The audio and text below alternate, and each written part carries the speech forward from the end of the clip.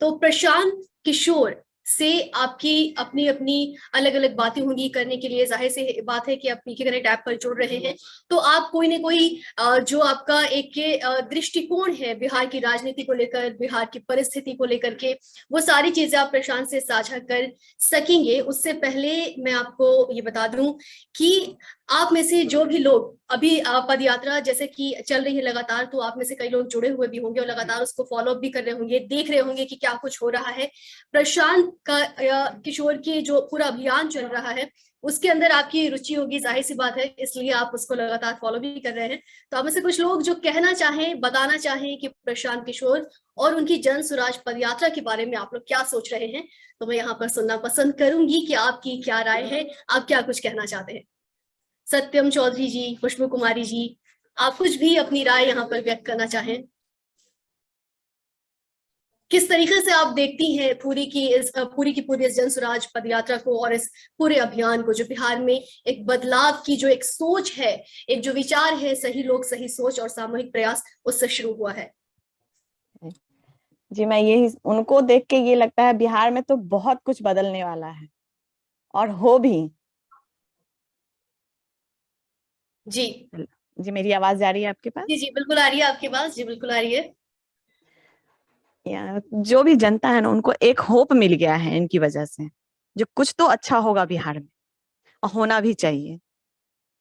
जी, जिस तरीके से आप प्रशांत किशोर को इस वक्त देख रही हैं, आपसे मैं जानना चाहूंगी कि कैसी उम्मीदें आप देखती हैं कि आने वाले समय में किस तरीके से बिहार बदलेगा, क्योंकि ग्राउंड पे सभी को उम्मीदें हैं।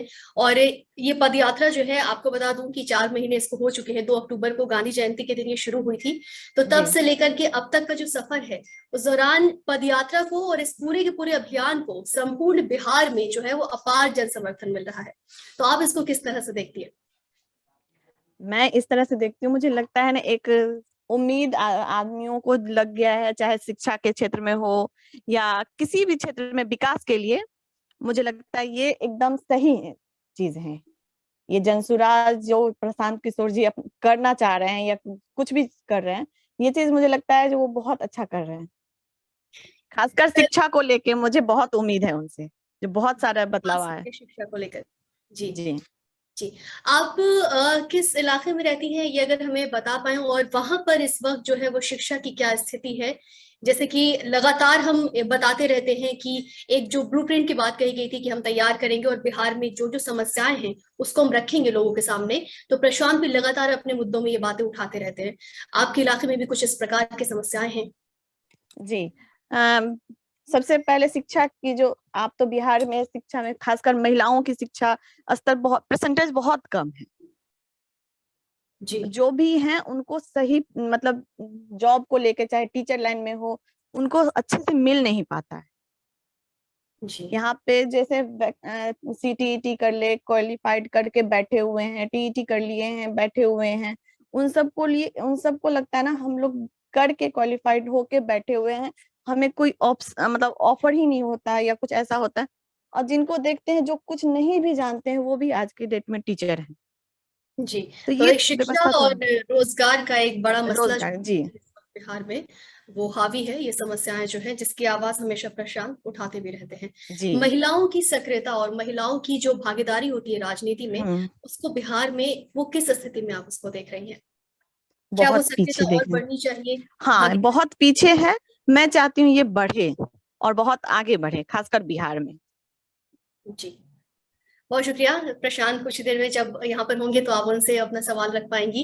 अनुपमा जी भी हमारे साथ हैं। अनुपमा मिश्रा जी, आप जितने भी पुरुष सदस्य भी यहाँ पर जो जुड़े हुए हैं, वो बुरा मत मानिएगा, क्योंकि मैं आपका नाम लूंगी, जरूर लूंगी, और आपका भी मौका आएगा, आपको पूरा मौका मिलेगा अपनी बात रखने का। तो अनुपमा मिश्रा जी, आप अगर कुछ कहना चाहें, अपने विचार साझा करें हमारे साथ। कहते हैं ना कि परिवार के सबसे होनहार बच्चे से ज्यादा उम्मीद की जाती है, और प्रशांत किशोर जी की रणनीति हम लोग 2014 से ही देख रहे हैं, उनकी रणनीति। और अभी फिलहाल मैं मुजफ्फरपुर से हूँ, बट मैं कलकत्ता में रह रही हूँ। यहाँ पे मैंने सर्विस भी काफी दिनों से किया है, तो यहाँ पे भी उनकी रणनीति हमने बंगाल चुनाव में बहुत अच्छे से देखी है। और उनसे यूपीएससी में ना एक ट्रेंड है कि जो बच्चा जिसकी पढ़ता सब है लेकिन जिसकी रणनीति अच्छी होती है, वही सक्सेस कर पाता है। सक्सेस रेशियो सिर्फ 1% है। मतलब 5 लाख 10 लाख बच्चे भरते हैं, उसमें सिर्फ 1% बच्चे जाते हैं। और उनकी जो रणनीति की तरीके मैंने देखे ना, 2014 से मैं फॉलो कर रही हूँ, उस टाइम से जो मैंने देखा, इसलिए उनसे कुछ ज्यादा ही उम्मीदें हैं कि शिक्षा की गुणवत्ता पे हो। सिर्फ ये नहीं कि हाँ उन्हें मतलब डिग्री हो जा रही है, पर डिग्री में भी उनके पास वो नॉलेज नहीं है। मैंने 2011 में ग्रेजुएशन किया मुजफ्फरपुर से, बट मैं जब यहाँ पे आई, यहाँ से मैंने मास्टर्स किया कैलकाटा से, तो यहाँ पे बहुत ही डिफरेंट है एजुकेशन का तरीका। और वहां पे तो मतलब एक तो लिंग जेंडर इक्वलेशन कुछ है ही नहीं। इवन स्कूल्स में भी ऐसा क्रिएट किया जाता है कि एक बायसनेस हो जाती है। मतलब पूरा सिस्टम ही जो कहते हैं ना कि हम बुद्ध की धरती से हैं, हम अपना अतीत आज तक धोते आ रहे हैं। बट वर्तमान में ऐसा मतलब कहते हैं ना, नीतीश कुमार जी को मैं बहुत पहले भी फॉलो कर रही थी, बट वो जितना उनमें गुण है उतना आ नहीं रहा है। इसलिए हम लोग इनसे कुछ ज्यादा ही उम्मीद कर रहे हैं कि बिहार में कुछ तो बदलाव हो। अब बहुत आपने जरूरी है कहा एक कि आप बदलाव की। प्रशांत किशोर को 2014 से फॉलो कर रही हैं और आपको बहुत जी हाँ, उम्मीद है कि आने वाले वक्त में बहुत बहुत कुछ बहुत होने वाला बहुत है। ज्यादा मुझे उम्मीद है किस कि तरीके की उम्मीदें आप गुणवत्ता रखती है। हैं? क्या कुछ गुणवत्ता है, बदलाव क्योंकि की उम्मीदें आप? सिर्फ आप बिल्डिंग्स खड़े कर देने से, सिर्फ टीचर अपॉइंट कर देने से नहीं होता है। मैं सीबीएसई करिकुलम में यहाँ भी पढ़ा चुकी हूँ, मैं डीपीएस में पढ़ा चुकी हूँ, मैं एचडीएफसी बैंक में भी काम कर चुकी हूँ, बट वहां पे वो गुणवत्ता आती है। इवन प्राइवेट स्कूल्स की भी मैं बात कर रही हूँ, क्योंकि मुजफ्फरपुर में मेरी फैमिली भी पढ़ती है, तो वहां की गुणवत्ता और यहाँ गुणवत्ता में ह्यूज डिफरेंस है। सीबीएसई का जो नॉर्म्स आता है नॉर्मली, वो नॉर्म्स वहां पे फॉलो ही नहीं किया जाता है। वो सारे नॉर्म्स ताक पे रख के अपने करिकुलम है। बच्चों को इतनी बुरी तरीके से प्राइवेट स्कूल हो या कुछ भी, इतना हार्ड पनिशमेंट दिया जाता है, जो वो मेंटली प्रेशराइज हो जाता है। बच्चे को एक ब्रिंग अप करने का कोई सिस्टम ही नहीं है। मतलब एक कहते हैं ना, नेचर विद द नर्चर, वैसा कुछ सिस्टम ही नहीं। प्राइवेट स्कूल्स की भी मैं बात कर रही हूँ, नहीं सिर्फ गवर्नमेंट स्कूल तो खैर उम्मीद ही नहीं है मुझे। सिर्फ स्ट्रक्चर एंड बिल्डिंग से कुछ नहीं होगा, स्ट्रक्चर भी वैसा नहीं है। इवन जो मैं लास्ट ईयर आपको बजट, इस ईयर का बजट तो अभी मैंने पूरा नहीं देखा है, लास्ट ईयर के बजट में से 16% था एडुकेशन में, बट वो 16% कहाँ जाता है, क्या होता है? बाढ़ में इतने पैसे फंड आते हैं, वो फंड कहते हैं ना हर समस्या का समाधान है, करने राजनीतिक इच्छा शक्ति की बस देरी है। शायद इनसे हमें उम्मीद है कि इनकी बहुत राजनीतिक बहुत सही बातें कही आपने। ये वो बातें हैं जो हम लगातार इस पूरे अभियान के दौरान, जो बिहार की जो मूल जड़ी की जो समस्याएं हैं, उन समस्याओं में हम इनको देखते हैं। शिक्षा, रोजगार, ये जितनी भी और समस्याएं ये हैं। बाढ़ की समस्या के लिए इतना फंड्स आता है, उस फंड्स को किस तरह से यूटिलाइज किया जाता है कि बाढ़ खत्म ही नहीं हो रही है, सदियों से बाढ़ आ रही है। हर चीज का सोल्यूशन है, ऐसा नहीं है। कहते हैं ना हम लोग जुगाड़ी लोग, बिहार में तो कुछ जुगाड़ का ज्यादा ही इस्तेमाल किया जाता है, बट यहाँ पे बाढ़ की समस्या का कोई समाधान ही नहीं है। अमेरिका के डेवलपमेंट में सबसे पहले वहां के सड़कों का निर्माण, बगल का राज्य हमारा यूपी है, जहाँ पे एक से एक हाईवेज बन रहा है, बट यहाँ पे हाईवेज कुछ दिनों पहले ही मैंने सुना कि साउथ बिहार से पुल ही चोरी हो गया, जी पुल के बिल्कुल। स्टिल्स ही। जी। तो मतलब क्या बोलूं, हम लोग तो बुरी तरीके से बेहाल है। वहां से पढ़ो, फिर बाहर में आओ तो क्वालिटी की तरह से मार खाओ, बहुत प्रॉब्लम होता है वहां पे। एक तो पढ़ाई में भी वैसा क्वालिटी मिलता ही नहीं है आपको पढ़ने के लिए एक्स्ट्रा। अभी आज तो आप खैर इस इंटरनेट ने बहुत प्लेटफॉर्म के हेल्प किया है। जरिए, पीके कनेक्ट ऐप के जरिए प्रशांत किशोर से जुड़ रही हैं, क्या कुछ सोचा है आपने? मैं एक्चुअली मैं उनसे लाइव या फिर मतलब फेस टू फेस या ऐसा कुछ मैं भी मिली नहीं हूँ, लेकिन मैंने जितना उनको फॉलो किया, जितना उन पे मैंने एनालिसिस किया है, मैं उनसे बहुत ज्यादा उम्मीद करती हूँ बिहार के लिए कि कुछ बदलाव हो। बदलाव बहुत जरूरी है। कहते हैं ना नेचर, परिवर्तन तो हमेशा से नेचर का ये नियम ही है, बट हम लोग उनसे बहुत ज्यादा उम्मीद कर रहे हैं कि हर क्षेत्र में हो, चाहे वो शिक्षा ही हो, क्योंकि बदलाव रातों रात नहीं होता है, उसके लिए वक्त लगता है। और वो हम उनसे बहुत उम्मीद कर रहे हैं, क्योंकि वो जमीन से जुड़े हुए नेता हैं। मैंने बंगाल में भी उनका काम करने का सिस्टम देखा है, जो चुनाव से पहले वो करवाते थे। 2014 में भी हमने देखा है, साउथ में भी हमने देखा है। सो बहुत ज्यादा उम्मीद है कि अपने प्रदेश के लिए फाइनली वो कुछ करें, ऐसा कि जो सिस्टम पूरा चेंज हो सके। वक्त लगेगा, बट हम लोग वेट करने के लिए रेडी हैं। जी, उम्मीद हमेशा बनाए रखनी चाहिए। उम्मीद अब उम्मीद पे ही तो हमारे दुनिया साथ, कायम है। जी जी, बहुत शुक्रिया आपका। अनीश प्रधान जी धन्यवाद। भी हमारे साथ। अनीश प्रधान जी, अगर आप कुछ कहना चाहते हैं तो आप अपनी राय रखिए हमारे साथ।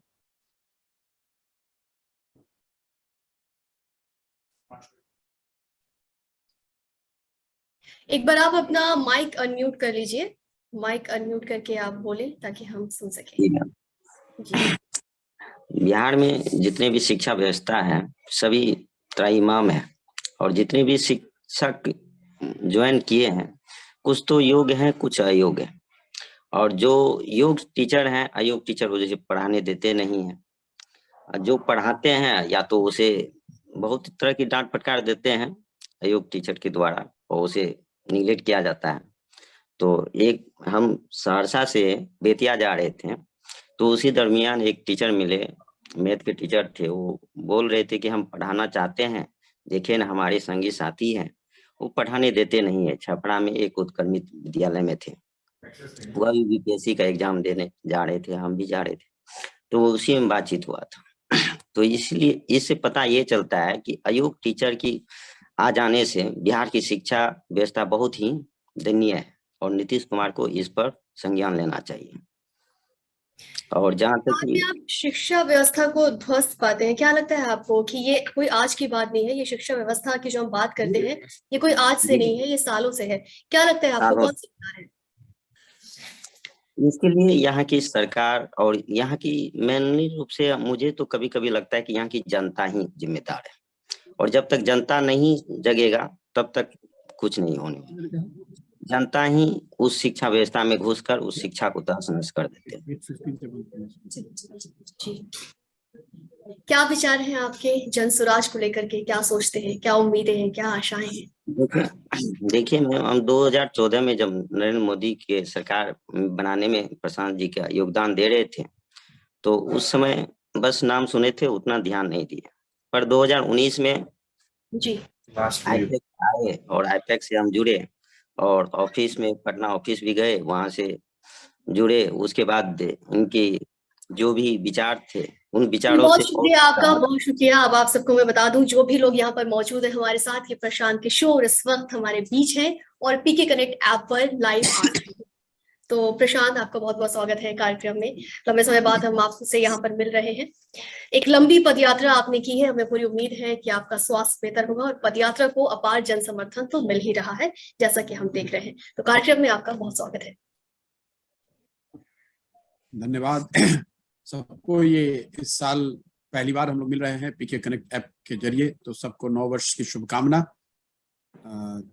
जैसा कि आपको पता है, हम लोग 2 अक्टूबर से चल रहे हैं पैदल, और कल ही मैं सिवान पहुंचा हूं। पिछले 125 दिन के आसपास हम लोगों ने बिताए हैं दोनों चंपारण, पूर्वी और पश्चिमी चंपारण, उसके अलावा शिवहर के बाद गोपालगंज, और अभी मैं सिवान कल पहुंचा हूं। करीब करीब 1000 के आसपास गांव में जाने का अवसर मिला है।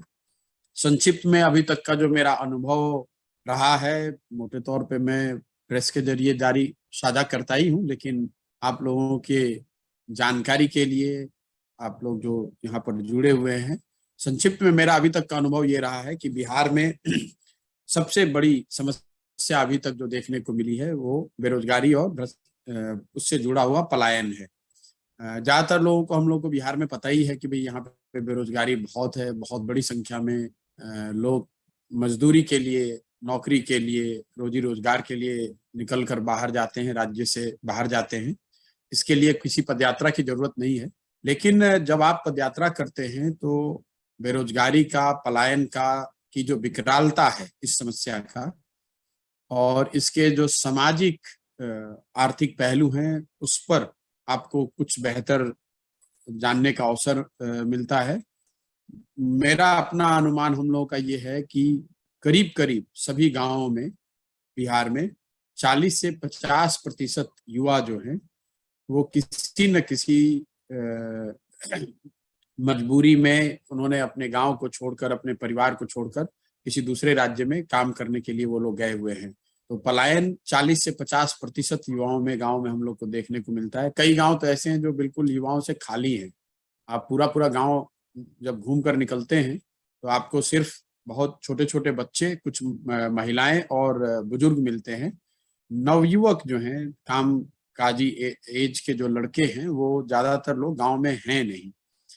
दूसरा जो बात लोग बताते हैं कि जो लोग बाहर गए हुए हैं, कई लोगों को, हम लोगों में से ऐसा लगता है कि बिहार में लोग काम नहीं करना चाहते हैं, लोग बाहर जाकर वही लोग काम करते हैं, लेकिन बिहार में वो काम नहीं करते हैं। ऐसी बात है नहीं, क्योंकि जो बात समझ में आ रही है कि एवरेज औसत कमाई जो है, मजदूरी जो है, जो लोग बाहर जा रहे हैं वो 12,000 से 15,000 रुपए की है।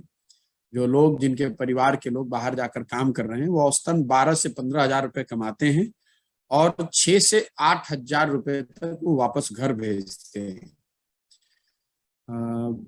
इसका जो सामाजिक एक पहलू है कि हम लोग मध्यम वर्गीय परिवारों में देखते हैं कि परिवार के साथ होना या न होना कितनी बड़ी बात है। मैं पैदल चल रहा हूं तो कई जगहों पर लोग इसको तारीफ के तौर पे ही कहते हैं कि भाई इन्होंने घर परिवार छोड़कर पूरे इतने महीनों से ये चल रहे हैं। आप जरा अंदाजा लगाइए, ज्यादातर बिहार के जो परिवार हैं गाँवों में, उनको साल दर साल अपने घर परिवार से दूर ही रहना है। और घर वाले बताते हैं, जो बुजुर्ग वहां मिलते हैं वो बताते हैं कि उन्होंने 25 साल 30 साल इस तरह के पलायन के भुक्तभोगी वो स्वयं रहे हैं। रोजगार के लिए उन्हें घर से बाहर रहना पड़ा है। जब आदमी 50, 55, 60 का हो जाता है और वो इस स्थिति में नहीं है कि वो बाहर जाकर मजदूरी कर सके, तो वो गांव में रहता है और उसके घर का जो सबसे जवान लड़का है, जो भी जवान आदमी है, वो जाता है काम करने। तो ये पीढ़ी दर पीढ़ी बाहर जाकर मजदूरी करने की जो बात है वो देखने को मिल रही है। और ज्यादातर लोग, आप लोग जानते भी हैं इस बात को। तो सबसे बड़ा, मेरी समझ से सबसे बड़ी समस्या बेरोजगारी और बेरोजगारी से जुड़ा हुआ पलायन। दूसरी जो सबसे बड़ी समस्या हम लोग देखते हैं गाँव में, वो है कृषि से जुड़े हुए, क्योंकि बिहार के गाँव में रहने वाली एक बड़ी जनसंख्या खेती किसानी पर निर्भर करती है। तो बिहार में एक आंकड़ा आप समझ लें कि जो पूरी जनसंख्या है उसमें 60% लोग ऐसे हैं जो भूमिहीन हैं, जिनके पास जमीन है ही नहीं। देश का ये औसत है करीब करीब 38%। मतलब 38% लोग इस देश में ऐसे हैं जिनके पास भूमि नहीं है।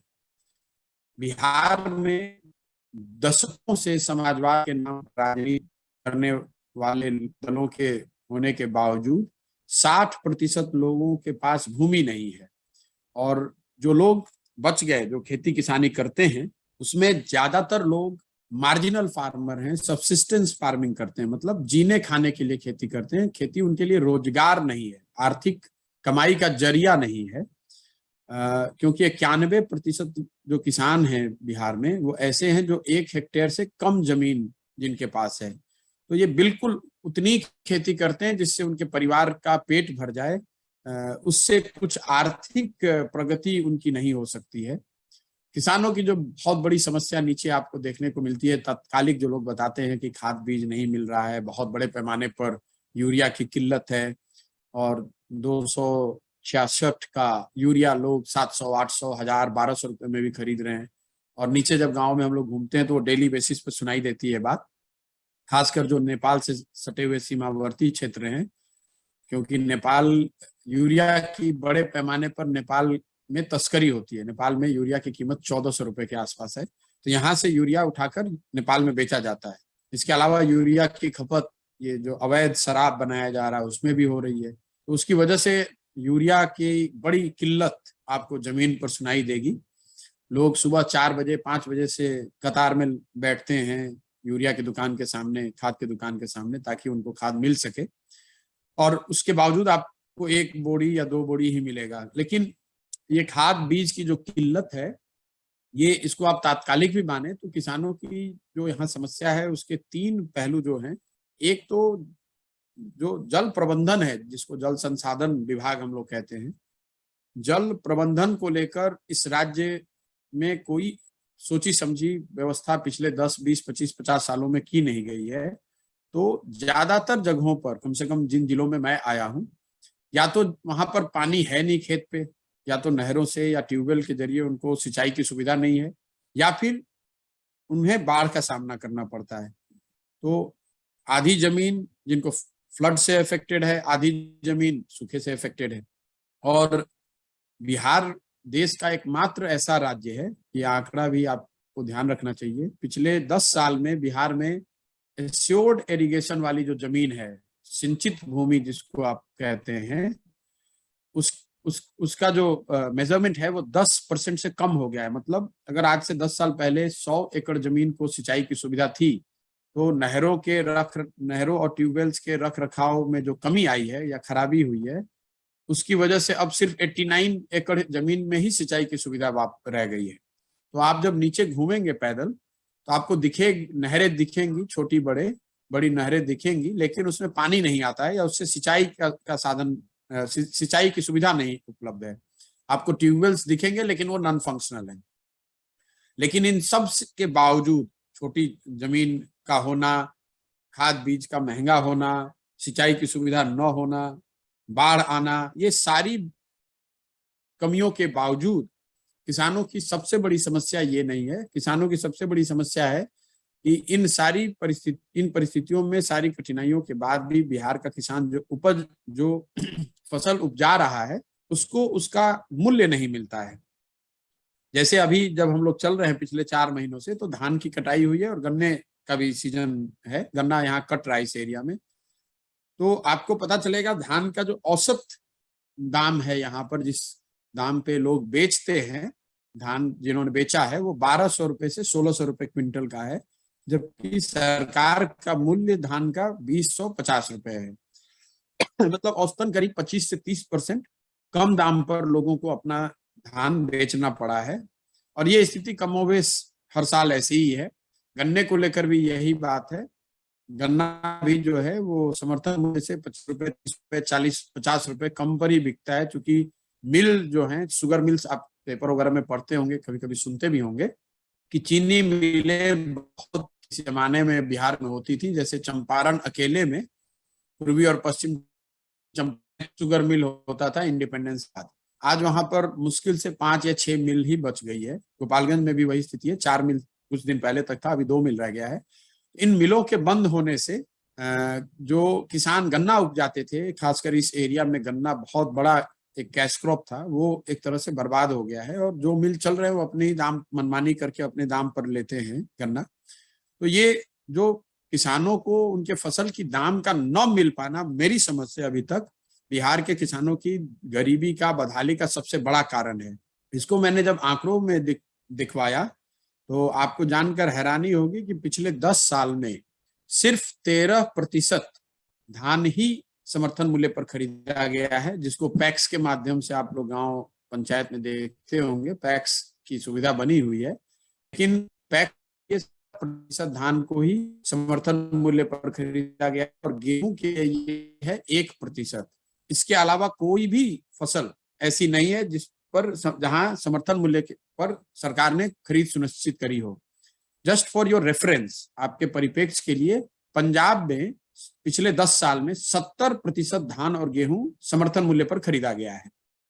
ये जो हम लोग यहाँ बैठते हैं और कहते हैं कि पंजाब का किसान बहुत धनी है, बिहार का किसान तो उससे कम्पीट नहीं कर सकता है, मैं आपको बस ये एक आंकड़ा जो है कि अगर समर्थन मूल्य पर जितना धान और दूसरे गेहूं और दूसरे फसल पंजाब में खरीदा जा रहा है सरकार के द्वारा, उतना अगर बिहार में खरीदा जाए तो हर साल बिहार में करीब करीब 25,000 करोड़ रुपया किसानों को अलग से मिलने लगेगा।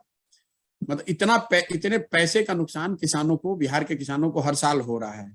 और सबसे बड़ी आश्चर्य की बात यह है कि ये ऐसा नहीं है कि ये पैसा बिहार सरकार को अपने बजट से देना है। ये पैसा आपको यहाँ व्यवस्था बनानी है समर्थन मूल्य पर खरीदने की, ये पैसा केंद्र से आना है। केंद्र सरकार पिछले वित्तीय वर्ष में करीब 5 लाख करोड़ रुपया उन लोगों ने समर्थन मूल्य के लिए दिया है। तो बिहार सरकार, चूंकि ऐसी व्यवस्था हम लोगों ने राज्य में बनाई नहीं है, तो हम लोग ना समर्थन मूल्य पर खरीदते हैं, ना उसका केंद्र से कुछ फायदा उठा पाते हैं। तो बिहार के किसानों की ये सबसे बड़ी दुर्दशा है। तीसरी जो सबसे बड़ी बात है, जो आप लोग जो इस ऐप के जरिए जुड़े हुए हैं, आपके मन में होगी या लोग बड़ी बात करते हैं, वो शिक्षा की बात। शिक्षा व्यवस्था ध्वस्त है, ये बात मुझे आपको बताने की जरूरत नहीं है। आप लोग स्वयं उसके भुक्तभोगी भी होंगे, कई लोग अनुभव भी करते होंगे।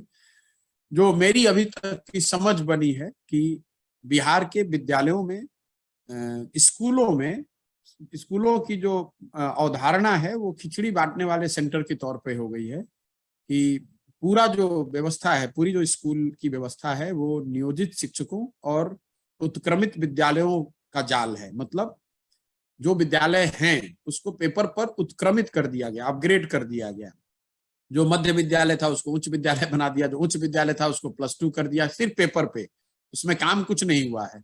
उसी तरह नियमित शिक्षकों को धीरे धीरे रिटायर होने दिया गया, और जो आप और हम डेली बेसिस पे सुनते हैं गुणवत्ता की बात कि शिक्षक यहाँ ठीक नहीं है, उसकी एक वजह यह है कि जो शिक्षक यहाँ होते थे पहले, उन सब शिक्षकों को धीरे धीरे रिटायर होने दिया गया, और उस समय शिक्षकों की मदद के लिए जो शिक्षा मित्र बनाए गए थे, ज्यादातर वही लोग आज नियोजित शिक्षकों के तौर पर काम कर रहे हैं।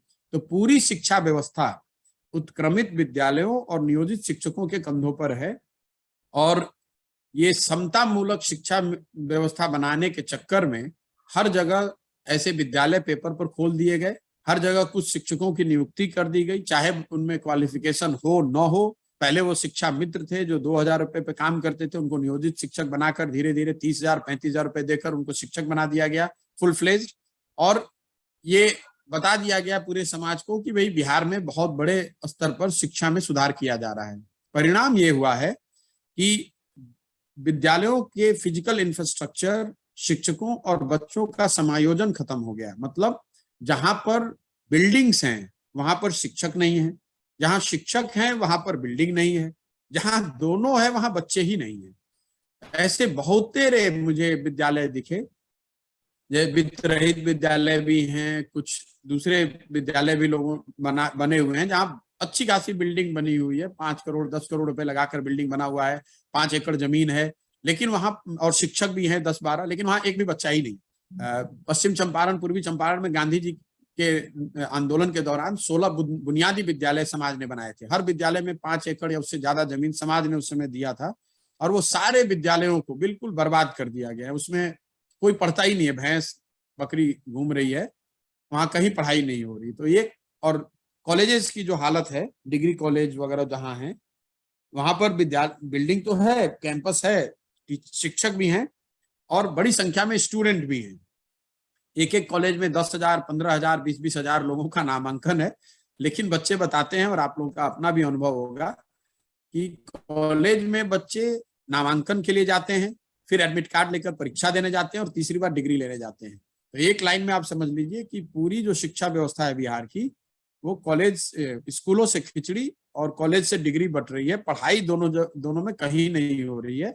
यही वजह है कि बड़ी संख्या में युवक जो जिनके पास पेपर पे डिग्री है भी, वो भी बेरोजगार हैं, या बेरोजगार बन के ही उनको आगे काम जीवन बिताना है, क्योंकि वो डिग्री तो उन्हें मिल गई है लेकिन शिक्षित तो वो हुए नहीं, तो कहीं कम्पीट करना उनके लिए बहुत मुश्किल है।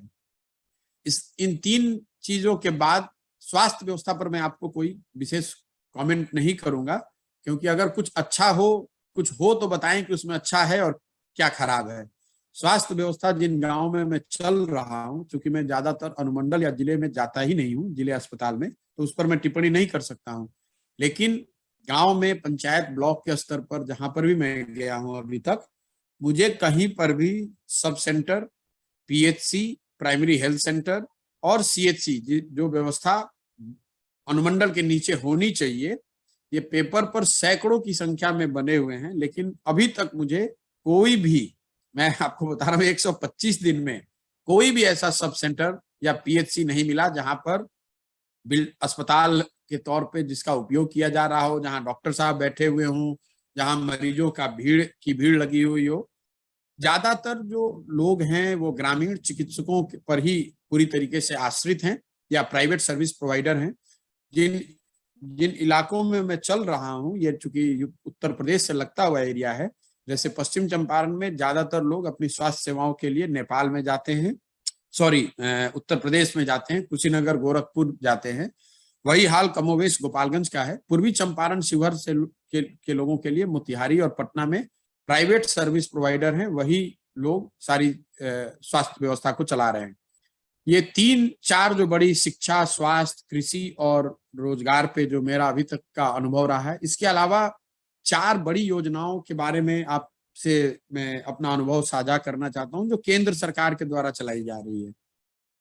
एक जो आप हर दिन सुनते होंगे, प्रधानमंत्री गरीब कल्याण योजना, जिसमें लाभार्थियों को 5 किलो अनाज दिया जाता है, और इसको बहुत भारी गेम चेंजर माना जाता है चुनाव के नजरिए से भी, कि कोरोना के दौरान ये जो योजना शुरू हुई, हर लाभार्थी को 5 किलो अनाज मिलता है, जिसकी वजह से बड़ी संख्या में लोग बीजेपी को वोट देते हैं। जमीन पर इसकी हकीकत ये है कि अनाज मिल रहा है, कोई इसमें दो मत नहीं है, लेकिन ये अनाज 5 किलो नहीं 4 किलो मिल रहा है। और बिहार में ये व्यवस्था जो है, जो 25% अनाज कटता है, वो इसलिए कटता है क्योंकि यहाँ बिहार में एक व्यवस्था बना दी गई है कि हर प्रखंड में हर महीने प्रति क्विंटल 40 रुपए, औसतन 40 रुपए की दर से कमीशन काटा जाता है। और ये जो पैसा है, ये विधायक, अन्य जनप्रतिनिधि और अफसर, इनके बीच में बंटता है। अब इसकी इतनी बढ़िया व्यवस्था बनी हुई है पूरे जिलों प्रखंड में। आपको जस्ट आपके रेफरेंस के लिए बता दूं कि हर प्रखंड में, मतलब ब्लॉक के स्तर पे, हर महीने, डिपेंडिंग ऑन कि ब्लॉक कितना बड़ा है, जनसंख्या वहां कितनी है, 15,000 से 25,000 क्विंटल अनाज आता है।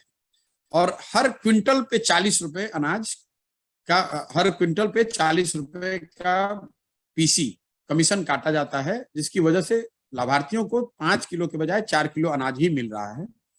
दूसरी एक बड़ी योजना जो केंद्र सरकार की हम लोग सब जानते सुनते हैं, वो है स्वच्छ भारत अभियान। ज्यादातर जिलों में, दोनों जहां पर मैं गया हूं, यहाँ पर सरकारी तौर पर ओडीएफ घोषित कर दिया गया है, ओपन डेफेकेशन फ्री बता दिया गया है गांव को। लेकिन जब मैं गांव में चल रहा हूं तो बिल्कुल विश्वास से आपको कह सकता हूं कि करीब करीब सभी गांवों में खुले में शौच आज भी यहाँ के लोगों जीवन की सच्चाई है। कोई भी ऐसा गांव नहीं है जब आप पैदल बाहर निकलते हैं तो खुले में दोनों ओर शौच न हो। तो सड़कों पे हम लोग खुद देखते ही हैं। उसके लिए उसकी जो वजह एक है जो लोग बता रहे हैं नीचे, कि बिहार में पहले साल जब ये योजना चली उसके बाद एक व्यवस्थित तरीका बना दिया गया कि अगर आप लाभार्थी हैं, पोटेंशियल लाभार्थी हैं, तो आप 2,000 रुपया सरकारी अफसरों को दीजिए। इसमें जनप्रतिनिधियों का नाम लोग नहीं लेते हैं, ज्यादातर सरकारी अफसरों के नाम पर ही बताया जाता है कि आप 2,000 रुपये दीजिए और 12,000 रुपये शौचालय बनाने के लिए आपको मिल गए। तो इफेक्टिवली लोगों को 10,000 रुपये मिले। ना शौचालय बनाने की कोई प्रयास किया गया, ना उसके उपयोगिता की बात कोई करी गई है। कुछ शौचालय जरूर बने हैं, ऐसा मैं नहीं कह सकता हूँ शौचालय नहीं बने हैं, लेकिन बहुत बड़े पैमाने पर, क्योंकि इतनी बड़ी योजना है, हजारों करोड़ रुपए इसमें खर्च हुए हैं, तो आप मानकर चल सकते हैं 30-40% जो शौचालय हैं वो पेपर पे बने हैं। वही वजह है कि खुले में शौच आज भी हर गांव में, करीब करीब हर गांव में उसकी सच्चाई है। इसके अलावा एक तीसरी जो सबसे बड़ी योजना आप केंद्र सरकार की सुनते हैं, वो है इंदिरा आवास योजना, जिसको आजकल प्रधानमंत्री आवास योजना कहते हैं। जब आप गांव में चलेंगे तो आपको ज्यादातर लोग बताएंगे, जो लोग मिलते हैं गरीब लोग आवास योजना के लाभार्थी, वो इंदिरा आवास योजना के लाभार्थी हैं, जिनको आज से 15 साल पहले, 20 साल पहले 20,000, 25,000 रुपए, क्योंकि पहले उस योजना के तहत 20-25,000 रुपए ही मिलता था, उसके लाभार्थी आपको मिलते हैं। तो स्वाभाविक तौर पे 20-25,000 में अगर आपने आज से 15 साल 20 साल पहले घर बनाया है, तो उस घर की स्थिति क्या होगी उसका आप अंदाजा लगा सकते हैं। अभी जो योजना चल रही है प्रधानमंत्री आवास योजना के नाम पर, वो उसमें लाभार्थियों को 1,40,000 रुपए मिलता है या मिलना चाहिए। और आप जहां भी चले जाइए, इसमें 1,40,000 रुपए में से लोगों को 25,000 से 40,000 रुपए, 25,000 से 40,000 रुपए प्रति लाभार्थी आपको ये पैसा दे देना है, जनप्रतिनिधियों को और अफसरों को। कहीं कहीं पंचायतों में जहां पर मुखिया या अन्य जनप्रतिनिधि थोड़ी ईमानदारी बरतते हैं या ईमानदार हैं या किसी वजह से पैसा नहीं लेते हैं, वहां पर लोगों को 20 से 25,000 रुपए लगता है। जहां पर जनप्रतिनिधि पैसा ले रहा है वो 35, 40, 45,000 रुपए तक लग रहा है। तो 1,40,000 के बजाय लोगों को 1,00,000 रुपए के आसपास ही मिल रहा है। और लेकिन उसमें सबसे बड़ी समस्या है कि अगर 10 लोगों को आवास चाहिए तो वो मिल ही रहा है 2 या 3 लोगों को। और ये तब है कि बिहार का अगर आप देखेंगे, केंद्र सरकार इसका आंकड़ा रिलीज करती है, प्रधानमंत्री आवास योजना में आपको ये भी यूटिलाइजेशन बेस्ड स्कीम है, मतलब जितना आप घर बनाएंगे और पेपर सबमिट करेंगे उस एक्सपेंडिचर का, उसके आधार पर केंद्र पैसा रिलीज करता है। तो बिहार में इसका यूटिलाइजेशन 40% है, जिस गरीब राज्य में इतनी बड़ी संख्या में लोग घर के लिए मारामारी कर रहे हैं, वहां पर 60% राशि इंदिरा आवास योजना या प्रधानमंत्री आवास योजना की तो हम लोग ले ही नहीं रहे हैं, वो पैसा सरेंडर हो रहा है दिल्ली में।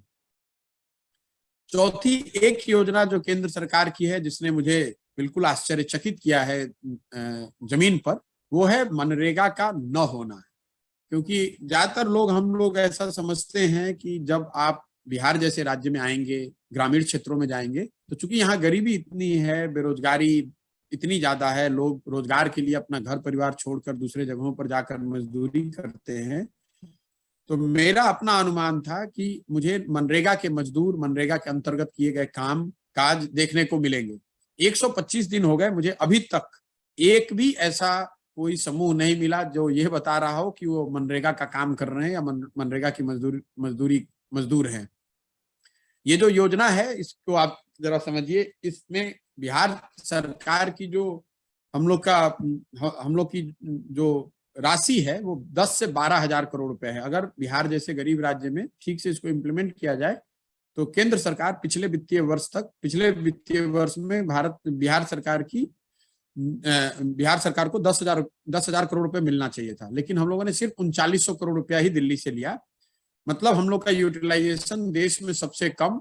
इंदिरा आवास, प्रधानमंत्री आवास योजना के तहत मनरेगा में भी 40% के आसपास ही है। 6,000 करोड़ रुपया तो हम लोग लेकर ही नहीं आए और वो पैसा सरेंडर हो गया दिल्ली में।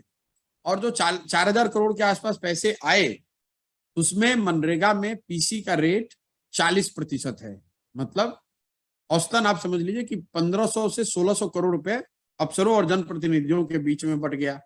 तो इफेक्टिवली जो भूमिहीन मजदूर हैं, जिनके लिए योजना चलाई जा रही है, पिछले वित्तीय वर्ष में 10,000 करोड़ के बजाय उनको सिर्फ 2500 करोड़ रुपए के आसपास मनरेगा का काम या मनरेगा का पैसा उन तक पहुंचा। ये 4 बड़ी योजनाएं हैं केंद्र सरकार की, जिस पर मैं चाहता था कि मैंने जो देखा समझा वो आपसे अपना अनुभव साझा करूं।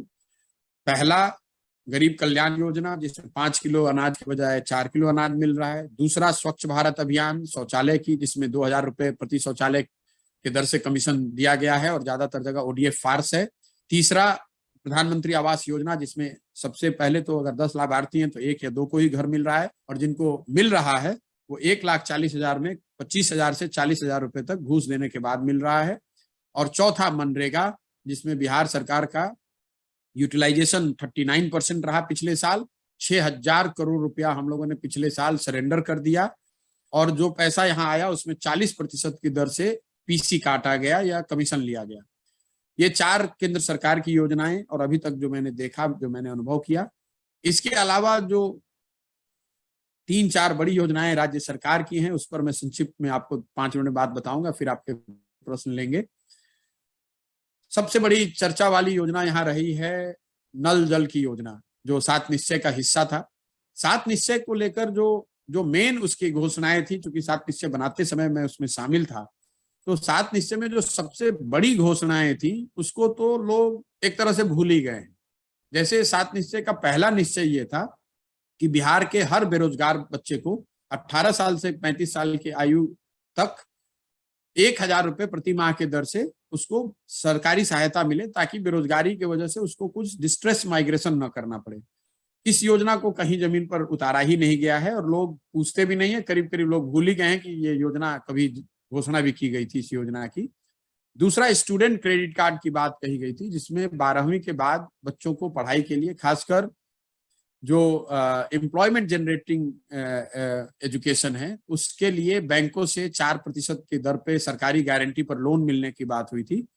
उस समय का अनुमान था, मुझे जहां तक याद है 14-15 में जब हम लोग इसको बना रहे थे, कि बिहार में करीब करीब 1.25 करोड़ बच्चों को ये सुविधा मिलनी चाहिए। जमीन पर मुझे इसके कोई लाभार्थी या इक्का दुक्का कभी मिलते हैं, और वो भी जो मिलता है वो भी यही बताता है कि स्टूडेंट क्रेडिट कार्ड में उन्होंने लोन अप्लाई किया हुआ है, वो मिल नहीं रहा है।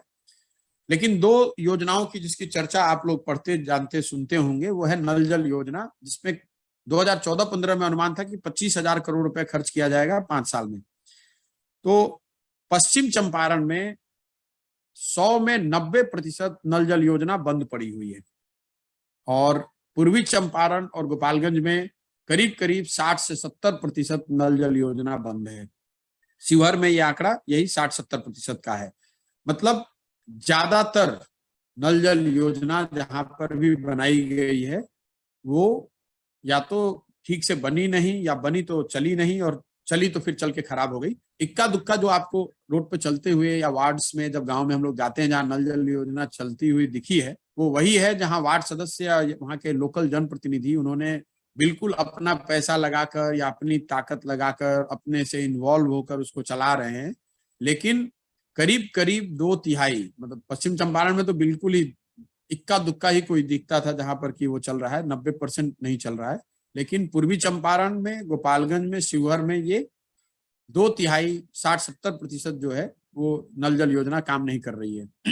एक और योजना जो 7 हिस्से की सबसे बड़ी योजना थी, आप लोगों में से ज्यादातर लोग नहीं जानते होंगे, वो है गांव के नालियों और गलियों के पक्कीकरण की योजना।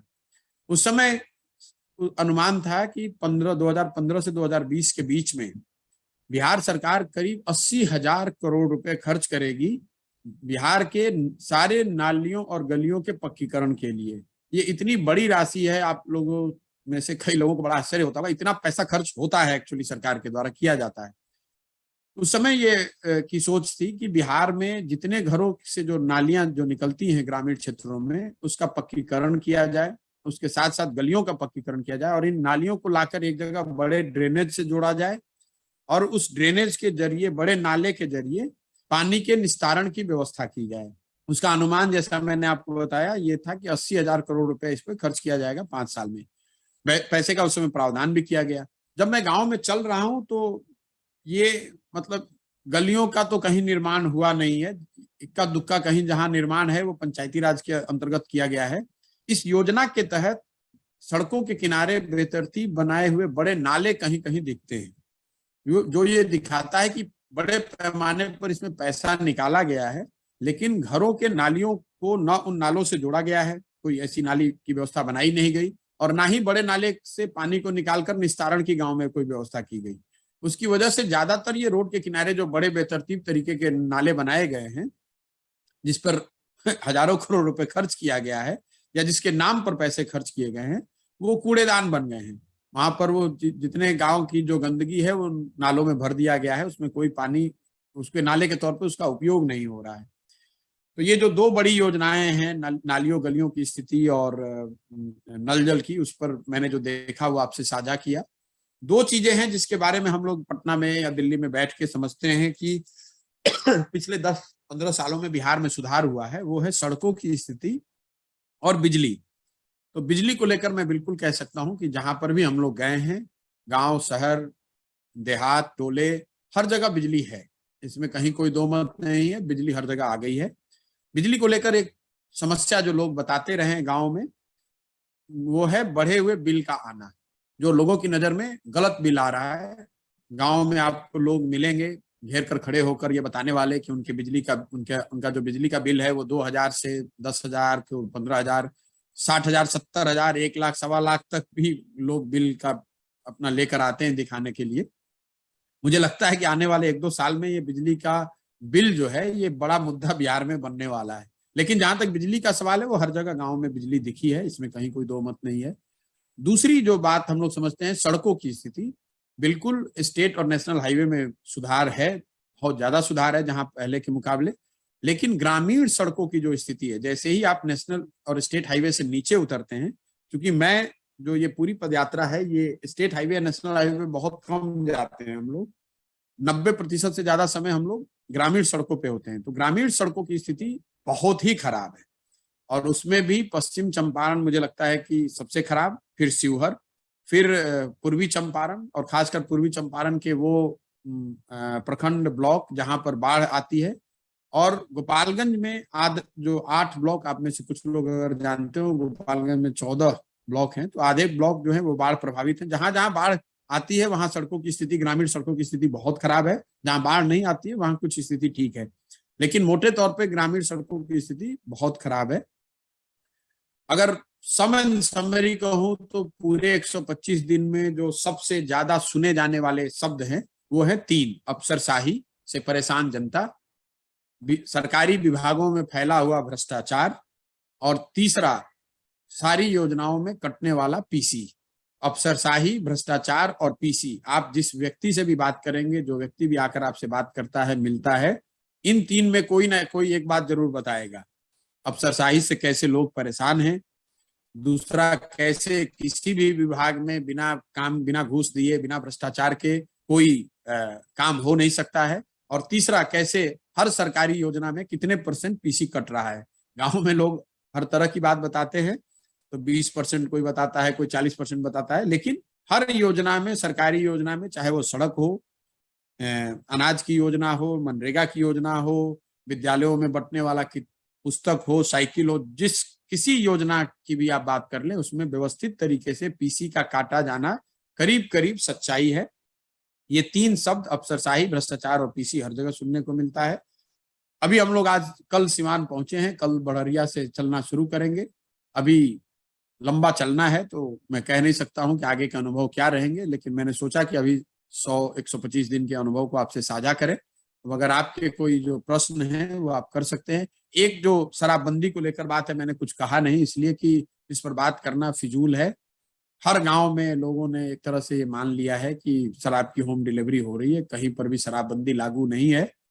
और ये बिहार का दुर्भाग्य है कि मतलब सरकार यहाँ मानने को तैयार नहीं है, लेकिन हर जगह शराब खुले में मिल रहा है गांव में। और मैं जब पैदल चलता हूं तो नीतीश कुमार का शराबबंदी ऐसे भी दिखता है, क्योंकि लोग अगल बगल से आकर मिलते हैं, कोई हक करता है, कोई गले मिलता है, कोई माला डालता है। तो आप खुद से भी टेस्ट कर सकते हैं कि उसमें से बड़ी संख्या में लोग अच्छा खासा दारू का सेवन करके आए हुए होते हैं।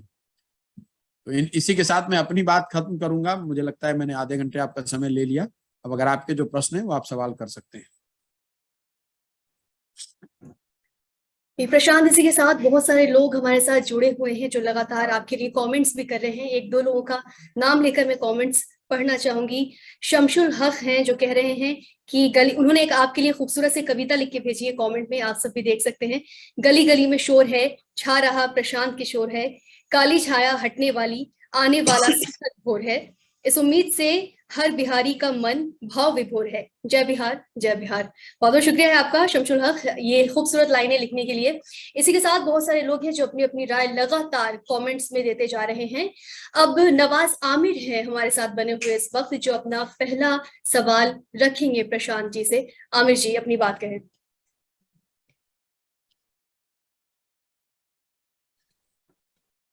बोलिए भैया आमिर जी, अपना माइक अनम्यूट कर लीजिए और सवाल बोलिए।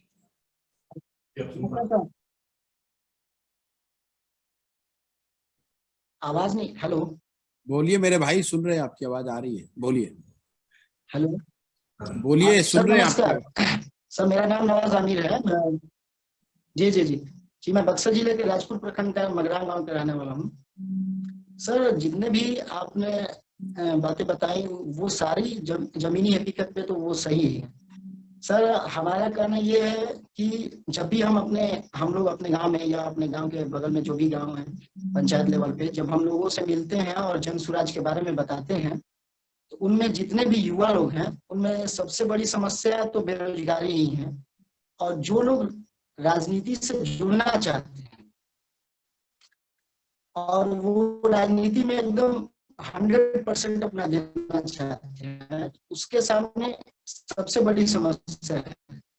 और जो छोटे मोटे जॉब भी करते हैं यहाँ रह करके भी या कहीं जा करके भी, तो वो भी जुड़ना चाहते हैं। तो वो उन लोग ये जानना चाहते हैं कि आप लोग, जब हम लोग सवाल करते हैं तो वो लोग बोलते हैं कि अगर हम जन स्वराज से जुड़ना चाह रहे हैं तो हम लोगों को इस फाइनेंशियल फ्रीडम से कैसे निजात मिले ताकि हम लोग अपना 100% दे सकें। और हेलो सर, भाई आपकी आवाज आ नहीं रही है।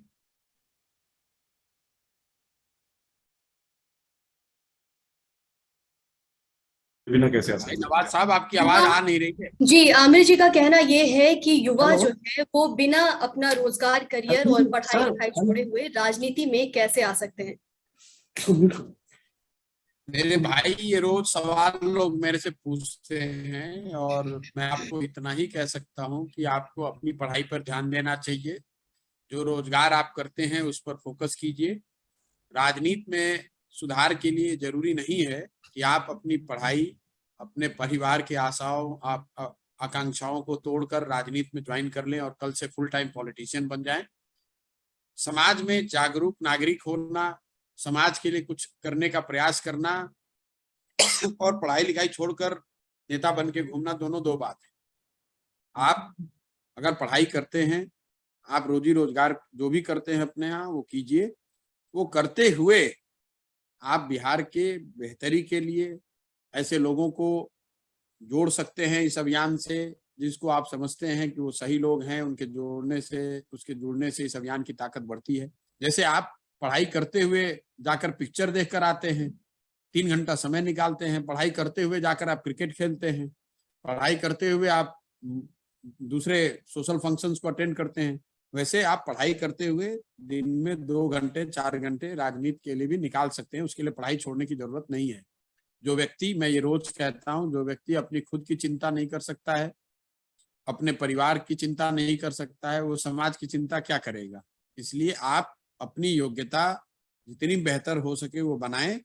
राजनीति में जन सुराज वो अभियान नहीं है कि आपको बच्चों को ये कहना कि आप पढ़ाई लिखाई छोड़ के अपने नौकरी छोड़कर आके जन सुराज में नेता बन जाइए। ये वो अभियान नहीं है। आपको इस सोच से जुड़ना है और इस सोच से जुड़ने के लिए आपको कुछ भी छोड़ने की जरूरत नहीं है। आप जहां पर भी रहते हैं, जहां पर भी पढ़ाई करते हैं, नौकरी करते हैं, हाउसवाइफ हैं, घर होम मेकर हैं, जो कुछ भी आप करते हैं वहीं से आप 10 लोगों से जरूर मिलते हैं। आपके फेसबुक पर 100-150 लोग जरूर जुड़े हुए हैं। उनको बताइए, उनको ये बताइए कि अगर बिहार को सुधरना है तो हम सबको मिलकर प्रयास करना होगा। हम लोगों को जब आगे वोट करना होगा तो हमें ऐसे लोगों को वोट करना, हमें व्यक्ति, विचारधारा, दल से ऊपर, जाति धर्म से ऊपर उठकर वैसे लोगों को वोट करें जो हम लोग के बच्चों के शिक्षा की व्यवस्था करें, जो यहाँ बिहार में रोजी रोजगार का अवसर पैदा करे। सिर्फ घूमकर मोटरसाइकिल पर झंडा लेकर दौड़ने से, प्रशांत किशोर जिंदाबाद कहने से बिहार नहीं सुधरने वाला है, एक नई व्यवस्था नहीं बनने वाली है। तो मेरा आपको संक्षिप्त सुझाव यही होगा कि जो लोग भी इससे जुड़ना चाह रहे हैं, आप बिल्कुल अपना काम करते हुए ही जुड़िए। और आप जुड़ने के लिए आपको इतना ही करना है कि जितने लोगों तक आप इस बात को पहुंचा सकते हैं, जितने लोगों को आप समझा सकते हैं, उसको ये बात बताइए, उसको समझाइए। अगर आपकी स्वयं से राजनीति में कुछ करने की इच्छा है तो उस समय अलग बात है, उसके लिए अलग बात है। लेकिन अगर आप इसमें सिर्फ जुड़ना चाहते हैं तो जुड़ने के लिए आपको नौकरी और अपनी जो पढ़ाई है उसको छोड़ने की जरूरत नहीं है। जी, हमारे साथ अगले सदस्य जुड़ी हुई हैं खुशबू कुमारी जी, जो कि पटना से ही हैं। खुशबू जी, आप भी अपना सवाल रखिए। नमस्कार प्रशांत जी। बोलिए। नमस्कार। मेरी आवाज आ रही है सर? बिल्कुल आ रही है, बताएं। जी, मैं पटना से हूँ, बोरिंग रोड से। मैं एक ग्रेजुएट हूँ, साथ ही मैंने बीएड भी कर रखा है। लेकिन बिहार जो सरकार जो शिक्षा बहाली करते हैं, ऐसे में बिल्कुल, शिक्षा तो छोड़िए, यहाँ कोई भी कंपटीशन की परीक्षा होती है उसमें सबसे पहले क्वेश्चन आउट हो जाता है। तो आप जो इस व्यवस्था परिवर्तन की बात कर रहे हैं उसमें शिक्षा, खासकर महिलाओं के लिए आपने क्या कुछ सोच रखा है? मेरा सवाल बस यही है आपसे। मैं कुछ सोचूं उससे पहले इस पूरे अभियान के मूल में ये बात है कि पहले आप सोचिए। बिहार के लोगों को सोचना है, हर व्यक्ति को सोचना है। मैंने शिक्षा के लिए क्या सोचा है ये महत्वपूर्ण नहीं है। महत्वपूर्ण ये है कि हम लोग जिनके बच्चे इस शिक्षा व्यवस्था या कुव्यवस्था से परेशान हैं, वो शिक्षा के लिए नहीं सोच रहे हैं। आप में से जितने लोग भी, मैं ये हर गांव में पूछता हूँ, आपने कहीं वीडियो में देखा भी होगा, कि आप अपने दिल पर हाथ रख के अपने बच्चों के नाम पर बताइए कि जीवन में आपने कब शिक्षा के लिए वोट दिया है। जब आप शिक्षा के लिए वोट ही नहीं दे रहे हैं तो शिक्षा व्यवस्था सुधरेगी कैसे? ये जो हम लोग रोज घर में बैठ के बात करते हैं कि भाई नेताओं ने हमें ठग लिया, आपको नेता नहीं ठग रहा है। नेता जो कर रहा है वो तो कर ही रहा है, लेकिन अगर आप ही स्वयं वोट दे रहे हैं जात के नाम पे, आप वोट दे रहे हैं धर्म के नाम पे, आप वोट दे रहे हैं पुलवामा पाकिस्तान के नाम पर, तो जिस चीज जैसे आप वोट देंगे वही चीज तो आपको मिलेगी। आप खेती कीजिएगा बबूल का तो आम कहाँ से खाइएगा? आप जरा अपना याद करके देख लीजिए कि भाई अगर हम सब ने जाति के नाम पर वोट दिया है तो आप जहां जाइए बिहार में वहां जाति की बात हो रही है। हमने धर्म के नाम पर, पुलवामा के नाम पर वोट दिया है तो आप टीवी खोलती हैं तो आपको भारत पाकिस्तान सुनाई देता है। आपने हिंदू मुसलमान के नाम पर वोट दिया है तो आप कहीं भी चले जाइए, आज समाज में हिंदू मुसलमान की बात हो रही है।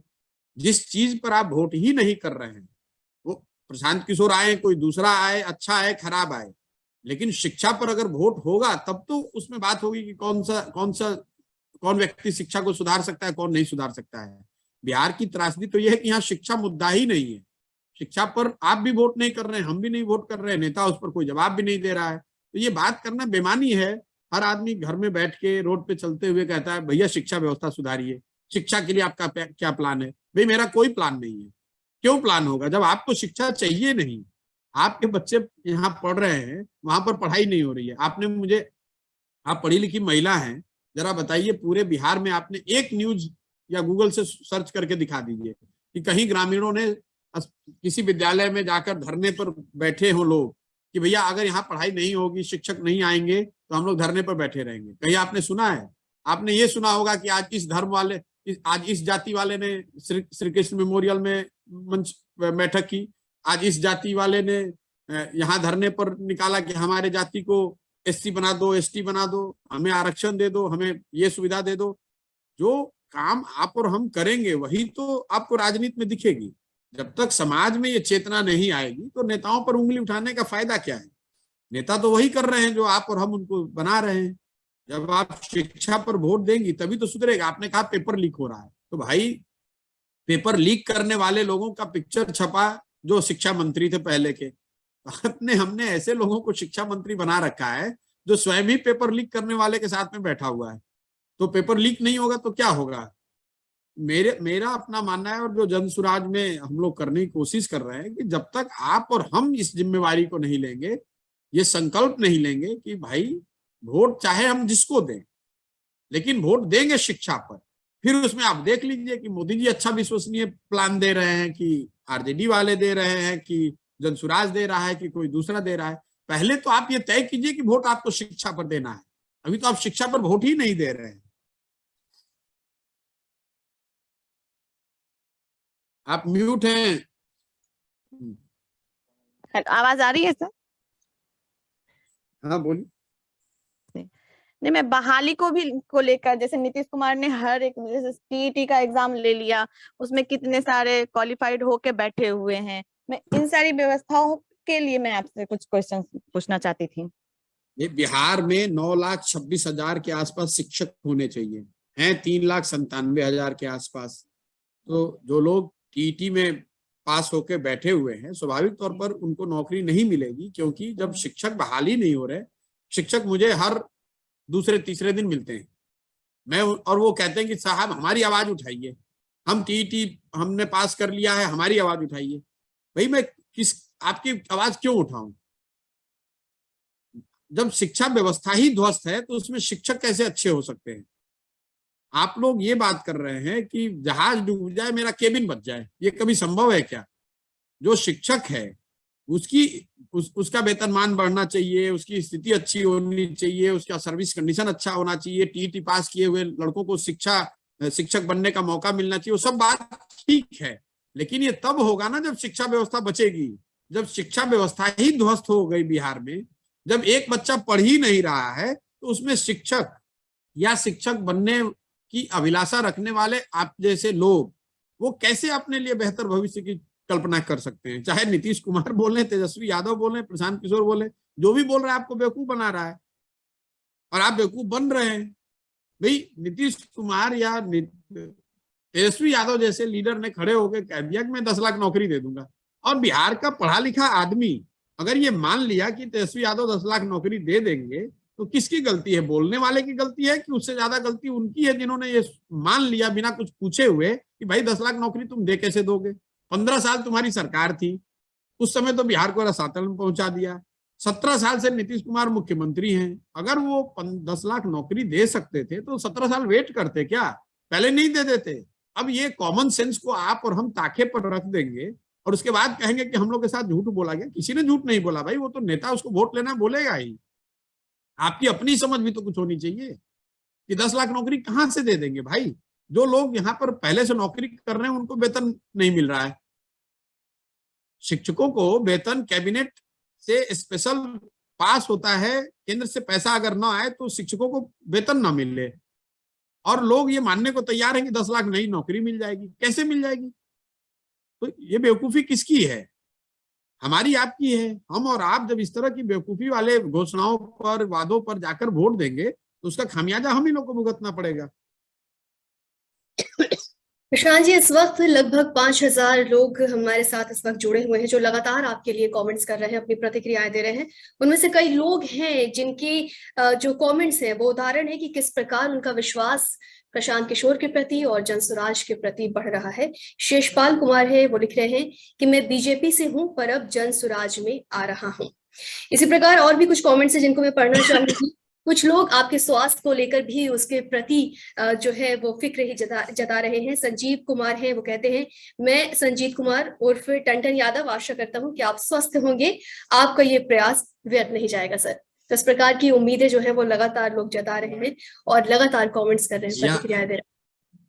स्वास्थ्य के लिए शुभकामना आपने दी, उसके लिए बहुत बहुत धन्यवाद। लेकिन जब आपने ओखली में सर डाला है तो थोड़ी बहुत चोट तो लगेगी।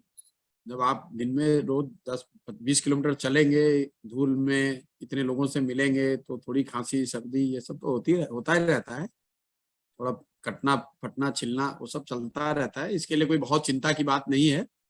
मैं समझता हूँ मैं ठीक हूँ और बिल्कुल दृढ़ संकल्पित हूँ। इसको पूरे ईमानदारी से, शुद्धता से जो संकल्प लेकर चले हैं, इसको अगर एकदम से बीमार नहीं पड़े तो इसको करेंगे जरूर। अभी 4-5 महीने हुए हैं और मुझे लगता है कि साल भर का और समय लग सकता है, लेकिन मुझे हड़बड़ी नहीं करनी है। और आप लोगों से करबद्ध प्रार्थना भी है कि आप लोग भी कोई शॉर्टकट, कोई तुरंत फुरत का उत्तर हमसे ना खोजें, ना उसमें जुड़िए। मैं हर पंचायत के लिए, जो जनसुराज की इस पूरी पदयात्रा का एक जो सबसे बड़ा उद्देश्य है कि हर पंचायत को जमीन के स्तर पर समझा जाए और उस पंचायत के विकास के लिए अगले 10 साल की योजना बनाई जाए। मेरा लक्ष्य है कि इस योजना को बहुत ईमानदारी से, बेहतर तरीके से बनाया जाए। देश विदेश के सैकड़ों लोगों को मैंने इसमें काम में लगाया है। इसलिए लगाया है कि जब पदयात्रा खत्म हो तो बिहार के 8000 से ज्यादा पंचायतों के लिए हम लोगों के पास एक सोची समझी योजना हो, ताकि अगले 10 साल में बिहार के हर पंचायत का विकास कैसे किया जा सके। हम लोग आपको उस योजना के जरिए बताएंगे। आपके पास ये अवसर होगा, जब पदयात्रा खत्म होगी तो आपके पास ये अवसर होगा उस योजना को पढ़ने का, देखने का, समझने का, आपके अपने पंचायत की योजना को देखने, समझने, मूल्यांकन करने का। इसमें हम ये बताएंगे, जनसुराज की ओर से ये बताया जाएगा कि आपके पंचायत में बच्चों के पढ़ने के लिए बेहतर व्यवस्था कैसे बनाई जाएगी। आपको ये बताया जाएगा कि आपके पंचायत में खेती किसानी से जुड़े हुए लोगों की आमदनी को कैसे बढ़ाया जाएगा। और सबसे बढ़ के आपको ये बताया जाएगा कि आपके पंचायत में 500 से 1000 लोगों के लिए नए रोजगार के अवसर कैसे पैदा किए जाएंगे। जब ये योजना जारी होगी तो हर पंचायत के लिए अलग अलग मैं जारी करूंगा। आप अपने पंचायत की योजना को देखिए, समझिए, मूल्यांकन कीजिए, उस पर चर्चा कीजिए। वो अगर सही लगे तो उस समय उसको अपनाइए, नहीं सही लगे, कुछ सुझाव आपको देना हो तो उस समय सुझाव दीजिए, और अगर बिल्कुल ही अच्छा ना लगे तो उसको उठाकर फेंक दीजिए। जिसका भी झंडा लेकर आप चलते हैं वो चलिए, लेकिन हम लोग का अपना प्रयास ये है कि इसको ईमानदारी से हर पंचायत को समझा जाए। लोगों को पहले आप ये समझिए कि पूरी पदयात्रा में हम लोग कर क्या रहे हैं। हम लोग कोई नली गली बना नहीं रहे हैं, किसी को जाकर ये वादा नहीं कर रहे हैं कि हम आएंगे तो आपके जीवन को कैसे सुधार देंगे।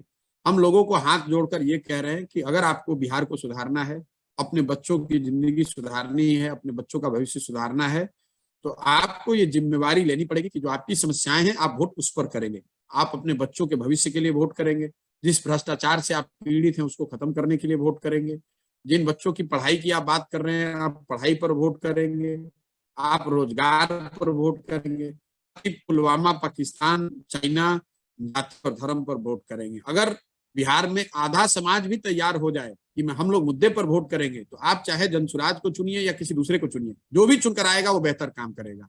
दूसरी बात हम लोग क्या बता रहे हैं कि अगर लोग तैयार हो जाएं तो लोगों के पास एक बेहतर विकल्प होना चाहिए। तो ये दूसरा प्रयास है कि समाज से सही लोगों को ढूंढ कर निकाला जाए, ऐसे हर वो व्यक्ति को साथ में जोड़ा जाए, लेकर चला जाए जो इस नई व्यवस्था का हिस्सा बनना चाहता है, इसका संस्थापक बनना चाहता है, इसमें कंधा लगाना चाहता है, ताकि वो अपनी क्षमता के अनुसार बिहार के विकास में आने वाले समय में योगदान कर सके। और तीसरा, लोग तैयार हो जाए, सही लोगों का चुनाव हो जाए, तो उनके पास करने के लिए एक बेहतर सोच के साथ बनाई हुई व्यवस्था योजना भी हो, जो जिसका मैंने अभी जिक्र किया। ये तीनों चीजों का अगर हम लोग समायोजन करेंगे तो मेरा पूर्ण विश्वास है कि आने वाले 10 साल में बिहार देश के 10 अग्रणी राज्यों में विकास के हर मानकों पर बिहार को टॉप 10 में शामिल कराया जा सकता है। नंबर 1 बनने की जर्नी तो बहुत लंबी है, लेकिन जरूर हम लोग अभी ज्यादातर मानकों पर 28 या 29वें नंबर पे, 27, 28, 29वें पर हैं, सबसे निचले स्थान पर हैं। अगर ये प्रयास सफल हुआ, हम लोग सब लगे, एक योजना बनी, सही लोगों का समूह बना, जनता को ने उसको समझा, देखा, साथ में आगे बढ़ाया, तो अगले 10 साल में बिहार की सूरत बिल्कुल बदली जा सकती है, मेरा ये पूरा यकीन है।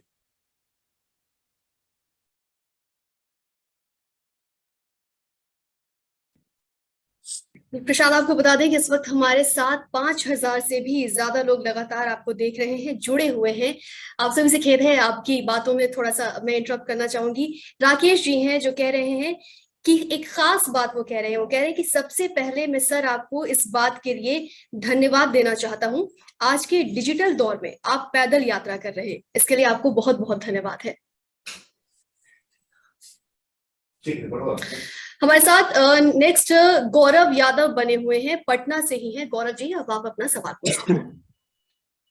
नमस्कार सर, मैं गौरव फतुआ से आता हूँ।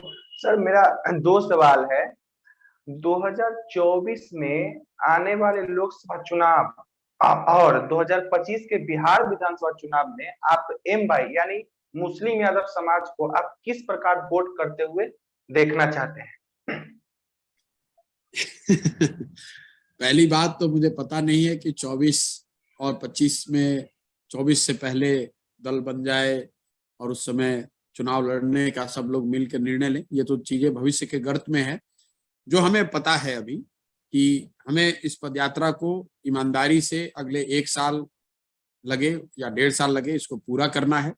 जब पूरा होगा उस समय सारे लोगों को एक साथ बैठाया जाएगा, जो मैं हर दिन हर भाषण में कहता हूं, और सब लोग मिलकर ये तय करेंगे कि आगे दल को अगर बनाना है तो कैसे बनाना है, दल का संविधान क्या हो, दल की प्राथमिकताएं क्या हो, दल के नेता कौन हो, दल के पदाधिकारियों का चुनाव कैसे हो, दल में टिकटों का डिस्ट्रीब्यूशन कैसे हो। इन सब चीजों को लोकतांत्रिक तरीके से बनाया जाए, और इसको बनाने में चूंकि ये लोकतांत्रिक तरीके से करने का पूरा प्रयास है तो थोड़ा समय लग सकता है, थोड़ा आपको धीरज भी रखना पड़ेगा। जिस समीकरण की आप बात कर रहे हैं, मैं इन समीकरणों पे बहुत भरोसा मेरा नहीं है। मैं आपको ये अगर आप पीछे की जो 3 जिलों से मैं होके आया हूँ, ये लोगों की ऐसी सोच है कि सारे मुसलमान या सारे हमारे जो यादव समाज के लोग हैं वो किसी एक दल विशेष को वोट करते हैं। मैं ऐसा नहीं मानता हूँ। वो वोट पीछे करते रहे हैं, इसका मतलब ये नहीं है कि वो आगे वोट हमेशा वैसे ही करते रहेंगे। हम लोग जब गांव में जाते हैं या जिस रास्ते से जाते हैं या जो योजना बना रहे हैं या जिन लोगों को जोड़ने का प्रयास कर रहे हैं, उसमें कोई जाति और धर्म का कोई महत्व नहीं है। समाज में जिन वर्गों की, देखिए जाति जो है वो एक समाज की सच्चाई है। जो कुछ भी समाज में है वो राजनीति में भी परिलक्षित होगा, राजनीति में दिख सकता है। तो अगर जाति समाज में है तो राजनीति में जाति रहेगी, लेकिन जाति सिर्फ और सिर्फ जाति ही एकमात्र पहलू नहीं है।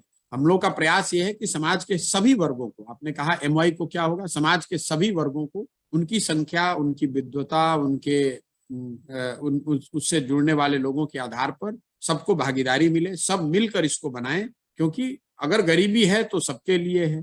अगर बिहारी कह के गाली दी जाती है तो यादवों को भी गाली पड़ती है, ब्राह्मणों को भी पड़ेगी, कुशवाहा को भी पड़ेगी, अति पिछड़ा को भी पड़ेगी, दलित को भी पड़ेगी। जब बिहारी करके आपको अपमानित किया जाता है तो वो किसी जाति विशेष के लिए गाली नहीं है, वो तो बिहार में रहने वाले हर व्यक्ति के लिए वो गाली है। तो मैं ऐसा नहीं मानता हूं, और अभी तक का जो मेरा 125 दिन का अनुभव रहा है, मैं आपको बिल्कुल विश्वास के साथ कह सकता हूं कि कोई भी ऐसा गांव, कोई भी ऐसी जाति, कोई भी ऐसा समूह नहीं मिला है जिसने इसका स्वागत न किया हो, जिसने इसमें मदद न करी हो, जिसने इसमें कंधा न लगाया है। जैसे आप देखते हैं शायद आपको जानकारी भी हो कि हम लोग जब ये पूरी जो पदयात्रा है ये बिल्कुल सुरक्षा के बगैर है, इसमें कोई सुरक्षा का कोई प्रावधान नहीं है। एक कांस्टेबल भी हम लोग साथ में लेकर नहीं चलते हैं। और बहुत लोगों को ऐसा लगता है कि बिहार में ये अगर आप करेंगे तो जाति विशेष के गाँव में आपको दिक्कत हो सकती है, लेकिन मैं तो 125 दिन से चल रहा हूँ और ज्यादातर जगह हम लोग स्कूल में, खेत में ही रुकते हैं, बिल्कुल खुले में रुकते हैं और मुझे अभी तक कोई ऐसी दिक्कत हुई नहीं और मेरा पूरा विश्वास है कि ऐसी कोई दिक्कत है नहीं। चाहे मैं मुसलमानों के गांव में जाऊं, यादव भाई लोग के गांव में जाऊं या किसी दूसरे वर्ग के गांव में जाऊं, हर जगह लोगों ने उतने ही स्नेह से स्वागत किया है, उतने ही स्नेह से उन्होंने साथ चलने और मेरी सुरक्षा तो मैं नहीं कहूंगा लेकिन मेरे वेल बीइंग का ध्यान रखा है। तो मैं ऐसा नहीं मानता हूं कि किसी जाति विशेष में इसको लेकर कम या ज्यादा, अगर जो सवाल एक यादव समाज का लड़का कर सकता है वो ब्राह्मण समाज का भी लड़का कर सकता है, वो राजपूत समाज का भी लड़का कर सकता है, वो ठीक बात है। कई लोगों का विश्वास इस पर बनेगा, कई लोगों का इस पर विश्वास नहीं बनेगा, वो भी ठीक बात है, लेकिन वो जाति से जुड़ा हुआ नहीं है। अभी तक जो मैं समझ पाया हूँ, लोगों को जरूर स्वाभाविक तौर पे उनके प्रश्न हैं वो पूछे जाने चाहिए और ये मेरा प्रयास भी है कि लोग सवाल पूछें। मैं अपनी क्षमता के अनुसार, अपनी योग्यता, अपने अनुभव के आधार पर जो बता सकता हूँ वो बताऊं। लोगों को ये अधिकार है पूछने का और लोगों का ये अधिकार है कि वो जिनकी सहमति न हो वो इसका विरोध भी करे या मेरे बात पर यकीन करके साथ न चले, ये उनका एक अधिकार है। मैं अपना काम कर रहा हूँ। मुझे विश्वास है कि समाज के ज्यादातर वर्ग के लोग, ज्यादातर लोग जो अपने बच्चों के लिए एक बेहतर भविष्य की कामना करते हैं, जो बिहार को बेहतर बनाना चाहते हैं, वो लोग इससे जुड़ रहे हैं या आगे जुड़ते रहेंगे। आप लोग का खुद का भी अनुभव होगा, आप जहाँ बैठे हुए हैं या जिस समाज में आप उठते बैठते हैं, आपको खुद भी कुछ बातें तो जरूर सुनाई देती होंगी। पदयात्रा जहां हम लोग कर रहे हैं वहां ज्यादा चर्चा हो रही हो, लेकिन जिन डिस्ट्रिक्ट्स में पदयात्रा नहीं पहुंची है, चर्चा थोड़ी बहुत तो हर जगह हो ही रही होगी। अगले साथी हमारे साथ अनीश प्रधान जी, जो इस वक्त हमारे साथ मौजूद है सहरसा से। अनीश जी, आप अपनी बात रखें। जी सर, हमारा प्रश्न बहुत ही ऐतिहासिक है, खासकर सहरसा जिला की, और ये है सहरसा, खासकर सहरसा डिस्ट्रिक्ट में 2.5 लाख जनसंख्या है और ये 2.5 लाख जनसंख्या को प्रत्येक दिन ओवरब्रिज नहीं रहने के कारण परेशानी का सामना करना पड़ता है, खासकर स्टूडेंट लोगों को। तो हम चाहते हैं कि आपके मार्गदर्शन में किस तरह प्रयास किया जाए कि यहाँ एक ओवरब्रिज का निर्माण हो सके। और लगभग आज से नहीं, 1997 से ही दिग्विजय सिंह जी और अभिलाष पासवान जी और लालू प्रसाद यादव जी और अधीर रंजन चौधरी जी, ये 4 आदमी ने 4 बार शिलान्यास किए और 4 बार ही चले गए। आज तक नहीं प्रयास किया गया ओवरब्रिज निर्माण के लिए। मेरे भाई अनीश जी, देखिए, जब हम लोग डेली चलते हैं तो इस तरह की समस्याएं, कहीं सड़क, कहीं नाली, कहीं पुल, कहीं रेलवे का फाटक, कहीं स्कूल, कहीं अस्पताल, ये तो स्वाभाविक तौर पे हर जगह आपको सुनने को मिलती है। जिसकी जो समस्या है वो उसको लेकर परेशान है। मेरे पास, जो मैंने आपको कहा, जनसुराज के पास इसका कोई ऐसा उपाय नहीं है कि मैं आपको यहाँ से बता दूं कि आपका पुल कैसे बनेगा, और ना मैं वैसा कोई प्रयास करना चाहता हूँ। मैं रोज गांव में जाकर कहता हूँ, ये जो पूरा अभियान है ये मछली बांटने का अभियान नहीं है, मछली मारने का, सिखाने का अभियान है। वो चाहे पुल हो, अस्पताल हो, शिक्षा हो, भ्रष्टाचार हो, ये स्थिति इसलिए खराब है क्योंकि जिस दिन आपके यहाँ सहरसा में वोट पड़ेगा उस दिन आप पुल पर वोट नहीं कीजिएगा। अभी आप उसको ऐतिहासिक बता रहे हैं, अभी आप ये बता रहे हैं कि उससे 2.5 लाख लोगों को परेशानी है, लेकिन वही 2.5 लाख लोग अगर पुल पर न वोट करके जाति पर वोट करेंगे, वही 2.5 लाख लोग भारत पाकिस्तान के नाम पर वोट करेंगे, हिंदू मुसलमान के नाम पर वोट करेंगे, तो पुल बनेगा कैसे?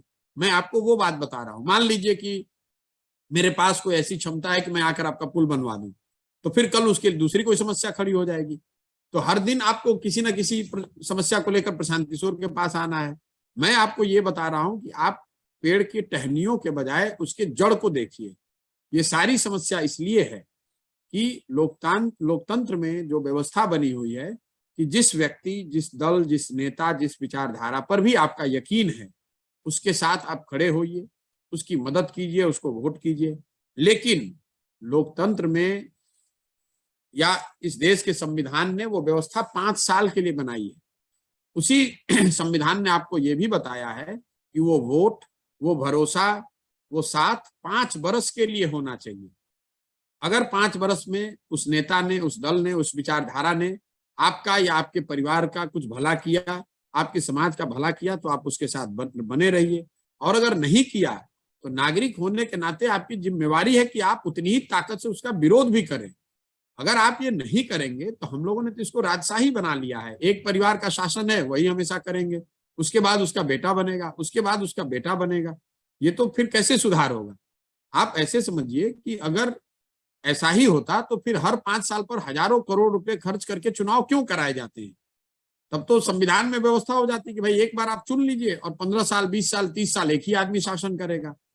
5 साल की व्यवस्था इसलिए है कि आपकी जिम्मेवारी है कि 5 साल में अगर पुल नहीं बना और पुल आपके लिए बड़ा मुद्दा है या 2.5 लाख लोगों के लिए बड़ा मुद्दा है, तो पुल पर वोट होना चाहिए ना मेरे भाई।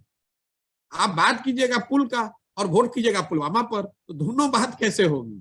जब तक आप ये इसको नहीं हम और आप सुधारेंगे तो कल होके जनसुराज भी वहां आ जाए, प्रशांत किशोर आ जाए, अनीश प्रधान बन जाए मुख्यमंत्री, तो भी यही स्थिति होगी, क्योंकि अकाउंटेबिलिटी नहीं है।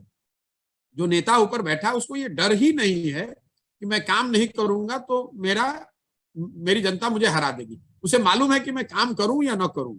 लोग वोट देंगे जात पर, लोग वोट देंगे धर्म पर, लोग वोट देंगे कि हमें लालू को हराना है, और कुछ लोग वोट देंगे कि हमें भाजपा को किसी तरह नहीं जीतने देना है। तो अगर आप वोट इन 4 मुद्दों पर दे रहे हैं तो स्वाभाविक तौर पे दूसरे मुद्दों की चर्चा नहीं होगी, दूसरे मुद्दों का समाधान नहीं निकलेगा। बाकी जब सहरसा में आएंगे तो आपके पुल का जो मांग है उसको लेकर अपनी ताकत लगाएंगे, अपनी आवाज उठाएंगे। आप लोगों से साझा करना चाहता हूं, वैसे मैं ये करता नहीं हूं, यहाँ नरकटियागंज भिकना टोड़ी, आप में से कुछ लोगों ने सुना होगा, मैंने बुलेट ट्रेन को लेकर बड़ा हल्ला मचाया था, क्योंकि जब मैं नरकटियागंज में पैदल चल रहा था तो लोगों ने डिमांड करी थी कि नरकटियागंज भिकना टोड़ी एक जगह है जहां आजादी से पहले रेल लाइन थी, छोटी लाइन चलती थी। तो मैंने कई मंचों से इसका बड़े स्तर पर मैंने इस बात को उठाया कि भाई अगर गुजरात में बुलेट ट्रेन बन रहा है 1 लाख करोड़ का बुलेट ट्रेन, तो कम से कम नरकटियागंज के लोगों को पैसेंजर गाड़ी तो दे दीजिए। तो अभी मैं आपको सूचित कर सकता हूं कि वो नरकटियागंज में भिकना टोड़ी रेल लाइन पर काम शुरू हो गया है और अब वो बन रहा है। दूसरी एक और सूचना दे दूं आपको, बेतिया नवलपुर रोड है जिसको लेकर मैंने बहुत बड़े पैमाने पर हल्ला मचाया था। ये वो रोड है जिसमें आज से 15 साल पहले नीतीश कुमार जी वहां एक सभा कर रहे थे, तो किसी ने शायद जूता या चप्पल चला दिया था, तो गुस्से में आकर नीतीश कुमार ने उस रोड को बनाना ही बंद कर दिया था। और उसको बनाने के लिए वहां के विधायक जी 2-3 साल पहले, जैसा मुझे लोगों ने बताया था, कि कपड़ा खोल के मतलब अंडरगारमेंट्स में उन्होंने पैदल यात्रा निकाली थी, उसके बावजूद वो रोड नहीं बना।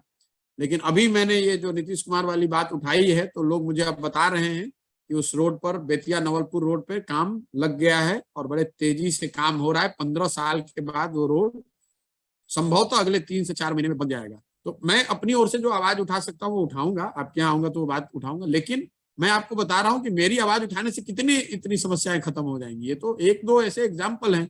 मैं अपना पीठ थपथपाने लगूं कि अच्छा मेरे बोलने से ये हो गया, तो बिहार में तो हर गांव में ऐसी समस्या है। जी प्रशांत, धन्यवाद। जिस तरीके की आप समस्याओं के बार बार उठा रहे हैं उसमें लोग विश्वास भी जता रहे हैं। इंजीनियर सुभाष कुमार हैं जो कह रहे हैं कि बिहार जब बदल जाएगा ना तब लोगों को समझ में आएगा कि प्रशांत एक सोच है। आगे बढ़ते हैं, अगला सवाल लेंगे हम। सत्यम कुमार चौधरी जी हैं हमारे साथ खगड़िया से। सत्यम जी अपना सवाल पूछिए। जी नमस्कार सर। हेलो जी सुन रहा हूँ सत्यम भाई, बताइए। जी सर, हमको ये कहना है कि जैसे कि हर पंचायत में Jansuraaj youth club, Karpoori club, Ambedkar club जो खुला जा रहा है, इसका क्या महत्ता है और भविष्य में इसके लिए क्या रणनीति है आपके पास सर? बिल्कुल सही सवाल आपने पूछा कि ये क्लब क्यों खोले जा रहे हैं। तो जितने लोग इसमें जुड़े हुए हैं वो समझ लें कि पदयात्रा के साथ साथ बहुत बड़े पैमाने पर, बहुत बड़ी संख्या में जो नवयुवक हैं, जो सामाजिक राजनीतिक जीवन में कुछ करना चाहते हैं अपने गांव, अपने पंचायत में, उसके लिए जन सुराज अभियान के तहत ये सुविधा दी जा रही है कि आप अपने गांव, अपने पंचायत में क्लब खोल सकते हैं। क्लब क्यों खोला जा रहा है? इसलिए खोला जा रहा है ताकि अगर आप युवा हैं, किसी बड़े बाप के लड़के नहीं हैं, आपके पिताजी विधायक मंत्री नहीं हैं और आप राजनीति में शुरुआत करना चाहते हैं, तो आपको प्रशांत किशोर का झंडा लेकर नहीं घूमना है, धरना प्रदर्शन नहीं करना है, गाली गलौज नहीं करना है, जो ज्यादातर पे युवा नेताओं से अपेक्षित होता है। आपको अपने समाज, अपने गांव के बच्चों के लिए, लोगों के लिए कुछ सकारात्मक प्रयास करने हैं। तो क्लब वो व्यवस्था है जिसमें हम लोग 3 तरीके से देखते हैं कि आप में वो क्षमता है कि नहीं। पहला, ऐसे लड़के जो 25 लोगों का समूह बनाएं और वो 25 लड़के मिलकर 5 पदाधिकारियों का चुनाव करते हैं। एक बार ये चुनाव हो जाए तो फिर आपसे एक व्हाट्सएप का ग्रुप बनाने को कहा जाता है ताकि ये पता किया जा सके कि आपकी छवि आपके गांव, आपके पंचायत में क्या है। क्योंकि अगर आपकी छवि बुरी होगी, गलत होगी, तो आपके गांव, आपके पंचायत में कोई भी आपके व्हाट्सएप ग्रुप में जुड़ेगा नहीं, और अगर आप जोड़ लेंगे जबरदस्ती तो उससे निकल जाएगा। तो पीछे उसको हम लोग मॉनिटर करते हैं। और तीसरा, आपके कामकाज के लिए एक छोटी सी व्यवस्था हो जाए, एक ऑफिस जैसी व्यवस्था खोल दी जाए। क्लब हर युवा जो अपने गांव, अपने पंचायत में रहता है वो खोल सकता है। ये पूरा खर्चा, पूरी ट्रेनिंग, पूरी व्यवस्था जन सुराज करता है। हर क्लब में आप 4 टीम बना सकते हैं खेल कूद के लिए। जैसे हर पंचायत में जो ये क्लब हैं, ये अपनी क्रिकेट की टीम बनाते हैं, दौड़ की टीम बनाते हैं, कुछ जगहों पर कबड्डी, कुछ जगहों पर वॉलीबॉल, अलग अलग जिन लोगों ने जो बनाया। हर क्लब को ये सुविधा है 4 टीम बनाने का। एक टीम का मतलब 15 लोगों को इकट्ठा करना। और जैसे मान लीजिए कि आपने अपने पंचायत में एक क्लब खोला और आप 15 बच्चों को मिलाकर एक क्रिकेट की टीम बनाते हैं। जब आप टीम बना लेंगे, उसकी सूचना मिल जाएगी हम लोग को, तो क्रिकेट का किट उन बच्चों को क्रिकेट खेलने के लिए आपके क्लब को उपलब्ध करा दिया जाएगा। ये जो 4 टीम आप बनाते हैं, हर 3 महीने पर क्लब्स को अपने खेलकूद की प्रतियोगिता आयोजित करने का भी प्रावधान है। जैसे पश्चिम चंपारण में अभी दौड़ की प्रतियोगिता चल रही है। आप में से अगर कुछ लोगों ने देखा होगा तो दौड़ की प्रतियोगिता हो रही है, जहां पंचायतों में ये बच्चे दौड़ते हैं। फिर पंचायत में जो जीत कर आता है वो प्रखंड के स्तर पर दौड़ता है और फिर वो जिले के स्तर पर दौड़ेगा। तो हर 3 महीने पर एक प्रतियोगिता का आयोजन करना। बेसिक बात यह है कि इन पंचायतों के जरिए खेलकूद के माध्यम से युवाओं को सकारात्मक तरीके से जोड़ा जाए, उनकी मदद की जाए, खासकर जो गरीब घर के बच्चे हैं। और दूसरा, इसका जो बड़ा प्रावधान है, इन सारे क्लबों के माध्यम से आपके गांव, आपके पंचायत में गरीब बच्चों के पढ़ने की व्यवस्था कराई जा रही है। आप अपने गांव, अपने पंचायत में गरीब बच्चों का समूह बना सकते हैं और उनके पढ़ने के लिए एक शिक्षक नियुक्त कर सकते हैं। उस शिक्षक की जो खर्च है वो जन सुराज आपकी मदद से वहां कराएगा और इन बच्चों के पढ़ने की व्यवस्था कराएगा। अभी जो बिहार में स्थिति है, पढ़ाई का मतलब फिजिक्स का ट्यूशन नहीं, केमिस्ट्री और IIT का तैयारी नहीं। ज्यादातर बच्चे जो 5th में, 6th में, 8th में हैं, वो अपना नाम तक नहीं लिख पा रहे हैं। उनको ABCD का ज्ञान नहीं है, उनको बेसिक अंक का ज्ञान नहीं है। इसलिए ये व्यवस्था मैंने शुरू की। जब पदयात्रा में कर रहा था तो मैंने देखा कि नीचे कितनी बड़ी त्रासदी है। 100 रुपए, 200 रुपए के लिए लोगों के बच्चे, गरीब घरों के बच्चे 5वीं क्लास में, 7वीं क्लास में, 8वीं क्लास में उनको अपना नाम लिखने नहीं आ रहा है। तो इसलिए इन क्लब्स के जरिए मैं व्यवस्था करा रहा हूँ, जनसुराज ये व्यवस्था करा रहा है कि आप अपने गांव, अपने पंचायत के बच्चों को, गरीब बच्चों को क्लब पर पढ़ने की व्यवस्था कराएं। जो आदमी भी वॉलंटियर के तौर पर पढ़ाएगा, उसको जो कुछ आर्थिक मदद देने की जरूरत होगी वो मदद जनसुराज की ओर से मिलेगा। हम लोग का अपना अनुमान ये है कि ये क्लब्स के जरिए अगले चरण में हम लोग, जब ये पढ़ाई और खेलकूद की बात हो जाए, तो हर क्लब में समूह बन जाएगा करीब 300 से 500 लोगों का। एक बार जब वो आपकी क्षमता बन जाए तो फिर आप उस गांव, उस पंचायत में जितने भी सरकारी योजनाओं के लाभार्थी हैं उनको आप चिन्हित कर पाएंगे और उनकी मदद कर पाएंगे। क्योंकि जैसे जैसे मैं पदयात्रा कर रहा हूँ तो ज्यादातर गांव के जो पंचायतों के मुखिया हैं या जो जनप्रतिनिधि है वो जनसुराज से जुड़ रहे हैं। करीब करीब 60% मुखिया, सरपंच, जिला पार्षद प्रमुख वगैरह जनसुराज में जुड़ रहे हैं। तो ये प्रयास है कि जैसे क्लब के माध्यम से आपने अपने पंचायत में चिन्हित किया कि 15 ऐसी महिलाएं हैं जिनको वृद्धावस्था पेंशन नहीं मिल रहा है, तो आप स्वयं से, चूंकि जनसुराज से जुड़े हैं, तो मुखिया जी से जाकर बात करके वो मदद कर सकते हैं ताकि उनको मिल जाए। अगर वो आप मुखिया जी आपकी बात नहीं मान रहे हैं तो हम लोग कह सकते हैं। अगर दोनों नहीं मान रहे हैं तो आपके पास 200-300 लड़के क्लब में हैं जिसके जरिए आप दबाव बना सकते हैं, लोकतांत्रिक तरीके से अफसर को जाके कह सकते हैं। तो ये पूरा प्रयास है कि क्लब के जरिए युवाओं को सकारात्मक राजनीति में लाया जाए, उनके जरिए समाज के लिए कुछ बेहतर किया जाए ताकि वो अपनी पहचान बना सकें, अपनी समाज की कुछ मदद कर सकें। और जन सुराज सिर्फ झंडा लेकर ढोने का, नारेबाजी करने का, एक दूसरे पर गाली गलौज और आक्षेप लगाने का प्लेटफॉर्म न बने, बल्कि आपके हमारे प्रयास से, आपके हमारे जरिए समाज की कुछ मदद हो, चाहे वो छोटी ही मदद क्यों ना हो। अगर हर पंचायत में आप क्लब चलाते हैं, 5 वृद्ध महिला का आपने पेंशन दिलवा दिया तो ये बहुत बड़ी बात है। 10 लोगों का अगर आपने आधार कार्ड भरवा दिया तो उससे उनके लिए जीवन मरण का वो सवाल है। एक आधार कार्ड के लिए जो अनपढ़ लोग हैं, जो गरीब लोग हैं, हम गांव में मैं देख रहा हूँ, आधार कार्ड बनाने के लिए 1,500 2,2 हजार रुपए घूस लिए जा रहे हैं लोगों को, मतलब। और 1,500 रुपए हमारे आपके लिए शायद बड़ी रकम न हो, जो नीचे जब लोग हैं जो मजदूरी करते हैं, मतलब वो 2 महीने 3 महीने अपना पेट काटते हैं, पैसा बचाते हैं, तो 1,500 रुपए जाकर घूस देते हैं ताकि उनका आधार कार्ड बन सके। क्योंकि जब तक आधार नहीं बनेगा तब तक उसको अनाज नहीं मिलेगा, जब तक आधार नहीं बनेगा तब तक उसको पेंशन का भुगतान नहीं होगा। तो ये सारी समस्याएं हैं जिसको सॉल्व करने के लिए, जिसको सुधारने के लिए ये क्लब्स बनाए जा रहे हैं, ताकि ग्रामीण स्तर, निचले स्तर पर जो युवा अपने गांव, अपने पंचायत में अपने लोगों, अपने समाज के लिए कुछ करना चाहते हैं वो इसको कर सकें। आप लोग भी, जितने लोग इससे जुड़े हुए हैं इस चैट के माध्यम से, आपसे भी मेरी अपील है कि आप अगर किसी व्यक्ति को जानते हैं, किसी लड़के को जानते हैं, स्वयं या आपके दोस्त मित्र जो भी इस क्लब को खोलना चाहते हैं, आप मेरे ऑफिस में तुरंत संपर्क कीजिए और इसकी सारी व्यवस्था आपके गांव, आपके पंचायत में जन सुराज अपने खर्चे पर करेगा। 9121691216 नंबर तो आपके पास होगा ही, उसमें आप लिखकर भेज दीजिए। आपने इस चैट में भी जो भी क्लब खोलने में इंटरेस्टेड है, अभी जिलों में जहाँ मैं पदयात्रा कर रहा हूँ उसमें 500 से 1,000 क्लब हर जिले में खोले जा रहे हैं।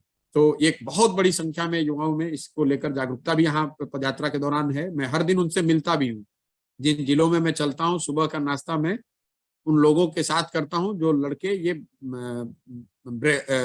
क्लब चला रहे हैं। तो ये आपकी सूचना के लिए है। बाकी और जानकारी आपको अगर चाहिए तो हमारे ऑफिस में, कार्यालय में फोन करके आप इससे जानकारी ले सकते हैं। एक प्रयास है ताकि जो बिहार में बड़ी संख्या में युवा है जो इससे जुड़कर कुछ मदद करना चाहते हैं या कर सकते हैं समाज की, वो इस मदद को कर पाएंगे। प्रशांत जी, आपको अवगत कराना चाहूंगी कि सत्यम चौधरी जी जो भी हमारे साथ बने हुए हैं वो डिजिटली जन सुराज के लिए काफी एक्टिव भी हैं और बहुत मेहनत भी कर रहे हैं और आपके विचारों से वो काफी प्रभावित हैं। तो अगला सवाल मैं हिमांशु जी से लेना चाहूंगी जो बक्सर से हैं। हिमांशु जी, आप अपना सवाल प्रशांत जी से पूछिए। हेलो प्रशांत जी, समय की बाध्यता है। Thank you. समय की बाध्यता है, अदरवाइज आपने जितनी चीजें बताई हैं, आपको तो जितना सुने उतना टाइम कम लगता है। पहली बार आपको सौरभ द्विवेदी के साथ सुना था तो आपने एक पैरेलल सिस्टम खड़ा करने की बात की थी जिसकी वजह से आपने बीजेपी से अपना नाता तोड़ लिया था 2014।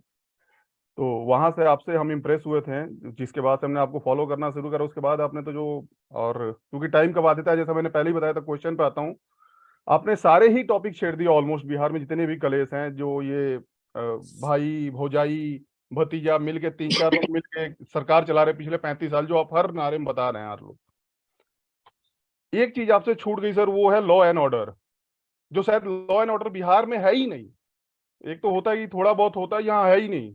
मैं बक्सर जिले, क्योंकि आप बहुत अच्छे से जानते होंगे, और एक तो मैं आपको बात भी बताना चाहूंगा, जैसे हम लोग बीमार होते थे तो आपके पिताजी के पास जाते थे हमारे बड़े लोग, हम लोग तो उस टाइम बहुत छोटे थे, तो वैसे ही बिहार आज बीमार है और फाइनली आपके पास पहुंचा है। वो लोग मेडिसिन के लिए जाते थे और हम लोग शायद तरक्की के लिए आपके पास आ रहे हैं। तरक्की तो क्या, शायद एटलीस्ट गिनती में आ जाए उसके लिए आ रहे हैं। तो मैं क्वेश्चन पे आता हूँ अपने लॉ एंड ऑर्डर पे। बक्सर जिला की स्पेसिफिक बात करता हूँ क्योंकि मेरे को बक्सर के बारे में बताने गया है। आप एक इंसान को जानते होंगे, उनका नाम है बसीत नारायण सिंह, जदयू के पहले प्रदेश अध्यक्ष हुआ करते थे। उनका गांव है कुपवा और उसी गांव का मैं रहने वाला निवासी हूँ। उसी गांव से एक 78 साल के बुजुर्ग को शाम को पुलिस अरेस्ट करके ले जाती है, सिर्फ एक कास्ट के बच्चों की लड़ाई के, 4 साल 5 साल के बच्चे के, और वो बुजुर्ग जेल के अंदर आधी रात को दम तोड़ देता है, जांच तक नहीं कराई जाती है। ये हालात है लॉ एंड ऑर्डर के। एक 80 साल के बुजुर्ग, 78 साल के बुजुर्ग के लिए। और वो बसिंदा रैंसी के घर से 200 या 300 मीटर की दूरी का घटना है ये। सेम चौसा वाला तो अभी आपके लिए रिसेंट ही है, जो आपने देखा होगा। आज छपरा की घटना हम सुबह से देख रहे हैं, आप पहुंचने वाले हैं सिवान, जो हमें पता है। तो मतलब न्यूज पेपर देख लें, नेशनल मीडिया देख लें, सोशल मीडिया देख लें, लेकिन जो हमारी सरकार है, अंधी, गूंगी, बहरी तो बहुत छोटे शब्द हैं, उससे भी कहीं ज्यादा ये लोग नीचे गिर गए हैं। इन लोगों का ना कोई राजनीतिक ईमान बचा है, और ना ही कोई इन लोगों का पॉलिटिकल स्टैंड बचा है, ना फाइनेंशियल स्टैंड है। इकोनॉमिक से लेके लॉ एंड बहुत सारे मुद्दों पे मैं आपसे बात करना चाहता हूँ, लेकिन क्योंकि टाइम का कंजम्पशन है और वो एक बाध्यता है, मैं पर्सनली सबसे ज्यादा माइग्रेशन में बात करेंगे, क्योंकि उसका सबसे बड़ा जीता जागता उदाहरण, मैं बैचलर करके सर एक एंटरप्रेन्योर के तरह से काम कर रहा हूँ, लेकिन अनफॉर्चुनेटली मेरे को चंडीगढ़ में करना पड़ रहा है, क्योंकि मेरी सरकार मेरे को सपोर्ट ही नहीं करती। 10वीं करने के बाद मुझे वहां से माइग्रेट होना पड़ा, क्योंकि मेरे पास ऑप्शन नहीं था। तो बहुत सारे मुद्दे हैं जिसपे मैं आपसे बात करना चाहता था, लेकिन टाइम का मेरे पास है नहीं, आप बहुत बिजी हैं, तो सॉरी। आप इतना ही मेरे लॉ एंड ऑर्डर पे अगर आप कुछ फोकस कर दे तो बहुत बड़ी बात होगी। Thank you so Anshu much. जी, जो टाइम की बाध्यता है ऐसी कोई बात नहीं है, मैं तो पूरे टाइम 24 घंटे इसी के लिए हूँ। और ये जरूर है कि ऐप पर इस सेशन की टाइम की बाध्यता है, लेकिन जो लोग मेरे से बात 12 घंटे 13 घंटे हम लोग रोज पैदल चलते हैं, तो कोई भी आदमी आकर बैठ घंटों बात कर सकता है। कई लड़के बिहार के जो मेरे साथ यहाँ रहते हैं सैकड़ों की संख्या में, वो यहाँ रहते हैं कैंप में 1 दिन 2 दिन 5 दिन 10 दिन, तो टाइम की बाध्यता नहीं है। आपके सुझाव, आपकी शिकायत, वो सब ठीक बात है, वो आप जरूर साझा करें। इसी के लिए पूरा प्रयास है, और अगले 1 साल 1.5 साल तक मैं रोड पर ही हूँ। मेरे से मिलने के लिए, बातचीत करने के लिए आपको किसी तरह की कोई दिक्कत आनी नहीं चाहिए। थोड़ा प्रयास तो जरूर करना पड़ेगा, क्योंकि मैं जहाँ हूँ वहीं पर हूँ। जहां तक आपने जो बात कही लॉ एंड ऑर्डर की, वो लॉ एंड ऑर्डर पर से जो अपराधियों वाली बात है, वो तो एक अलग मुद्दा है। जो आपने बताया वो अधिकारियों की मनमानी है। आपने मेरा जो ओपनिंग रिमार्क्स दिया था उसमें मैंने कहा था अफसरशाही से परेशान जनता। मतलब आपने जो बात ये बताई, ऐसे हर गांव हर शहर में मुझे लोग बताते हैं कि किस तरह अफसर बदतमीजी से बात करते हैं, किस तरह पैसे को एक तरह से पैसा वसूला जा रहा है। भ्रष्टाचार तो एक बात है, लेकिन उस भ्रष्टाचार को भी जिस तरीके से वसूला जा रहा है, भ्रष्टाचार के पैसे को, लोगों का कोई सम्मान नहीं। और सामान्य लोगों की बात छोड़ दीजिए, जो जनप्रतिनिधि हैं, जो समाज की नजर में सो कॉल्ड ताकतवर लोग हैं, पैसे वाले लोग हैं, उनकी भी, रसूख वाले लोग हैं, उनकी भी अफसरों के आगे कुछ नहीं चलनी है। तो इसीलिए अभी ज्यादातर मैं अभी कहता भी हूँ कि बिहार में आज से 15-20 साल पहले अपराधियों का जंगल राज देखा है, अभी आजकल हम लोग अधिकारियों का जंगल राज देख रहे हैं। ये कोई पूछने वाला नहीं है। अगर आपको उठाकर ले गए, थाने में बंद कर दिया, आपकी दुखद मृत्यु हो गई, और आप चाहे 78 ईयर्स के हों, या अभी मैंने 10 दिन पहले एक वीडियो ट्वीट किया था, एक बूढ़े 75 साल के व्यक्ति को कैमूर में 2 महिला पुलिसकर्मी डंडे से भरे सरेआम बाजार में मार रही हैं। इसलिए मार रही हैं कि वो बुजुर्ग साइकिल से गिर गए, और वो साइकिल से उठने में उनको 2 मिनट का समय लग गया। वो आदमी शिक्षक हैं, आप मेरे ट्विटर टाइमलाइन पे जाकर देख लीजिए। बड़ा देश भर में हंगामा भी हुआ, बहुत बड़े पैमाने पे न्यूज भी आया, क्योंकि बात उठाने पर लोग तो थोड़ी बहुत तो सोशल मीडिया की ताकत है, वो बन जाती है बात। लेकिन आप जरा समझिए कि 2 महिला पुलिसकर्मी 75 साल के एक बूढ़े शिक्षक को सरेआम इसलिए मार रही है कि वो आदमी साइकिल से गिर गया, और ये हालात हैं। और मुझे अभी कुछ दिन पहले एक सज्जन मिले, वो अपना टूटा हुआ हाथ दिखा रहे हैं, और उसको मारा है सीओ ने वहां के। तो मैं उसे ये पूछा, भाई सीओ का जो अंचलाधिकारी है, इस सीओ का क्या काम है मारने का? सीओ तो कोई पुलिस नहीं है। तो कह रहा है, साहब मैं रसीद कटाने गया था, उस पर झगड़ा हुआ, तो उसने उठाकर डंडे से मार के मेरा हाथ ही तोड़ दिया। तो मतलब अफसरों का जंगल राज है। और देखिए, नीतीश कुमार जी के साथ मैंने काम किया है, और मैं ये कह सकता हूँ कि ये ऐसा नहीं है कि बिल्कुल नासमझ आदमी हैं, लेकिन उम्र के इस पड़ाव पर कहीं ना कहीं शायद उनके हाथ से ये बात निकल गई है। अब वो मतलब ही हैज लॉस्ट इट, अंग्रेजी में जिसको कहते हैं ना। हमने देखा होगा, लालू जी के जमाने में एक ऐसा भी दौर आया था जब अगर सरकार चाहती थी तो भी अपराध को रोका नहीं जा सकता था। वही हाल आज नीतीश कुमार का है। उनके हाथ से शासन व्यवस्था, सरकार का इकबाल खत्म हो गया है। कोई किसी के मन में सरकार को लेकर डर नहीं है। तो अब अगर वो चाह भी रहे तो भी, अगर चाह भी जाएं तो भी अफसर मानने वाले नहीं है। जैसे अपराधी पहले नहीं डरते थे वैसे अफसर नहीं डर रहे हैं। और यही आप बता रहे हैं, लॉ एंड ऑर्डर को लेकर मैं ज्यादा कुछ बोलता नहीं हूं, क्योंकि एक तो मैं सामने से कुछ मैं बोल अभी वही रहा हूं जो मैं देख रहा हूं आंख से, और बिल्कुल डंके की चोट पे उसको कह रहा हूं कि भाई मैं ये जो देख रहा हूं वो बोल रहा हूं। मैं ये दावा नहीं कर रहा हूं कि बिहार की सारी समस्याएं मैं समझ गया हूं, मैं अभी तो साल भर और घूमूंगा, लेकिन जो मैं देखता हूं आंख के सामने, जो सड़कें देख रहा हूं, जो अस्पताल देख रहा हूं, जो स्कूल देख रहा हूं, जो लोग परेशानी बता रहे हैं, वीडियो पर रिकॉर्ड करा रहे हैं, उन चीजों को ही मैं बोल रहा हूं, ताकि कल हो कि कोई ये ना कहे कि भाई आप तो राजनीति करने के लिए बोल रहे हैं। मैं बोल वो रहा हूं जो मैं देख रहा हूं, बस। सर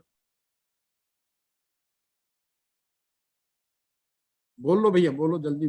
अच्छा, थैंक हमारे यू। साथ अब अच्छा, सर, वेस्ट चंपारण से नागमणि कुमार जुड़े हुए हैं और वो अपना सवाल पूछना चाहते हैं। नागमणि जी, आप अपना सवाल रखिए। नमस्कार स्वराज सर, मैं पद यात्रा के दौरान सर को जोगापट्टी के सरिया में भी सुना, बेतिया में भी सुना, और मैं पश्चिम चंपारण के रामनगर से हूँ। मैं एक शिक्षक पुत्र होने के साथ साथ एक शिक्षक भाई भी हूँ, तो सवाल शिक्षा से ही है। और चूंकि मैंने इस व्यवस्था को काफी नजदीक से देखा भी है, चूंकि पढ़ाई के दौरान मैंने 9th क्लास में बच्चों को पढ़ाने का भी काम किया है। वर्तमान में वर्ग 1 से लेकर 8 तक की जो शिक्षा व्यवस्था है प्राथमिक स्तर की, वो एक में काफी हद तक सिर्फ खिचड़ी खाने और खिलाने तक सिमट कर रह गई है। प्रधानाध्यापक जो है दिन भर जो है वो खिचड़ी का हिसाब लगाने की कितना तेल है, कितना लकड़ी है, कितना ये है, वो करने में रहते हैं। और जो वो इतना अटेंडेंस बन गया, इतना ही जो है राशन खर्च हो रहा है, तो बच्चों हम कैसे बंदर बाट करें, यहाँ तक सिमट के रह गई है। तो मेरा सवाल ये है कि यदि आने वाले समय में जन स्वराज राजनीतिक पार्टी के रूप में स्थापित होकर सत्ता में आती है, तो इस व्यवस्था से कैसे निपट कर जो है प्राथमिक स्तर की शिक्षा को गुणवत्तापूर्ण शिक्षा में तब्दील कर पाएगी? देखिए, शिक्षा को लेकर और अन्य क्षेत्रों को लेकर भी जो पदयात्रा में बात कही गई है कि जब हम लोग पदयात्रा खत्म करेंगे तो ये 10 महत्वपूर्ण क्षेत्र जो बिहार के विकास के लिए हैं, शिक्षा, स्वास्थ्य, रोजगार, उद्योग, कृषि के लिए, जैसे क्षेत्रों के लिए एक 10 साल का विजन डॉक्यूमेंट बनाकर जारी किया जाएगा, ताकि आप ये जो योजना बने, जो विजन डॉक्यूमेंट बने, वो प्रशांत किशोर का विजन ना हो, जिसमें आप जैसे हजारों लोग जो सुझाव दे रहे हैं, जो मेरे से मिलते हैं, जो बात करते हैं, और जो दुनिया भर के एक्सपर्ट्स, विशेषज्ञों को मैंने जुटाया है, सबको मिलाकर ये व्यवस्था, ये विजन डॉक्यूमेंट बनाया जाए। तो मैं अभी शिक्षा व्यवस्था कैसे सुधरेगा ये तो पूरा उसका खाका नहीं खींच सकता हूँ, लेकिन मैं एक एग्जाम्पल, एक उदाहरण आपको देना चाहता हूँ, जो अभी की जो ड्राफ्ट पेपर हम लोग बना रहे हैं उसमें जो दिख रहा है क्लियर।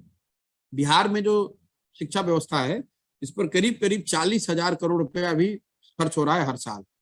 और एक अनुमान हम लोगों के जितने विशेषज्ञ हैं जो मिलकर इस पर काम कर रहे हैं, उनका ये है कि अगर इसका 1/3 राशि, करीब करीब 14-15 हजार करोड़ रुपया अलग से नई शिक्षा व्यवस्था बनाने पर खर्च किया जाए, तो आप हर प्रखंड में, इसको ध्यान दीजिएगा, हर प्रखंड में, हर ब्लॉक में एक नेतरहाट के जैसा बेहतर स्कूल बना सकते हैं। मतलब नेतरहाट, अगर आपको याद हो, बिहार झारखंड में सबसे प्रतिष्ठित स्कूल होता था, तो नेतरहाट जैसा अगर एक विद्यालय 500 विद्यालय बनाने हो 500-550 प्रखंडों में, तो करीब करीब 12 से 15 हजार करोड़ रुपए का खर्च होगा। तो हम लोग की सोच ये है कि ये जो समता मूलक शिक्षा व्यवस्था के नाम पर हर जगह स्कूल बनाए गए हैं, इसके बजाय 1/3 राशि जो है, क्योंकि शिक्षा व्यवस्था इतनी ध्वस्त हो गई है कि उसको एक दिन में आप ठीक नहीं कर सकते हैं, उतने शिक्षक ही नहीं है, उतने स्कूल नहीं है, तो 1/3 कम से कम प्रखंड में एक विद्यालय विश्व स्तरीय बनाया जाए और उस पर 15,000 करोड़ रुपए साल का खर्च किया जाए। इसके साथ हम लोगों ने जो प्लान बनाया है अभी, कि अगर 5 वर्ष में आप हर साल एक बनाएंगे तो हर प्रखंड में 5 विद्यालय हो जाएंगे।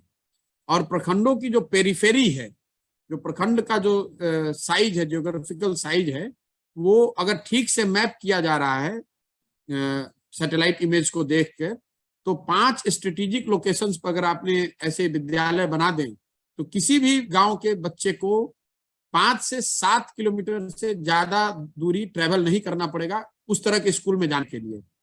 तो अगर बस की व्यवस्था, स्कूल बस की व्यवस्था जैसे हम लोग शहरों में देखते हैं, उस तरह की व्यवस्था कर दी जाए, और 5 विद्यालय बना दिए जाएं विश्व स्तरीय, तो कम से कम अगले 5 वर्ष में इस चीज को बिल्कुल ही एक नई शिक्षा व्यवस्था बनाई जा सकती है। और अगर शहरों में आप देखते हैं कि आप बस पे अपने बच्चे को भेजते हैं, वो आधे घंटे में 45 मिनट में अपने स्कूल में पहुंचता है, स्कूल में पढ़ाई करता है, फिर वापस घर आता है। अगर ये व्यवस्था दिल्ली में लागू है तो ये व्यवस्था बिहार में के हर प्रखंड में बनाई जा सकती है। और अगर 5 वर्ष में हम लोग इसको ठीक से बनाएं तो ये अभी जो शिक्षक हैं उनमें से गुणवत्तापूर्ण जो क्वालिफाई करें उनको उन विद्यालयों में रख सकते हैं।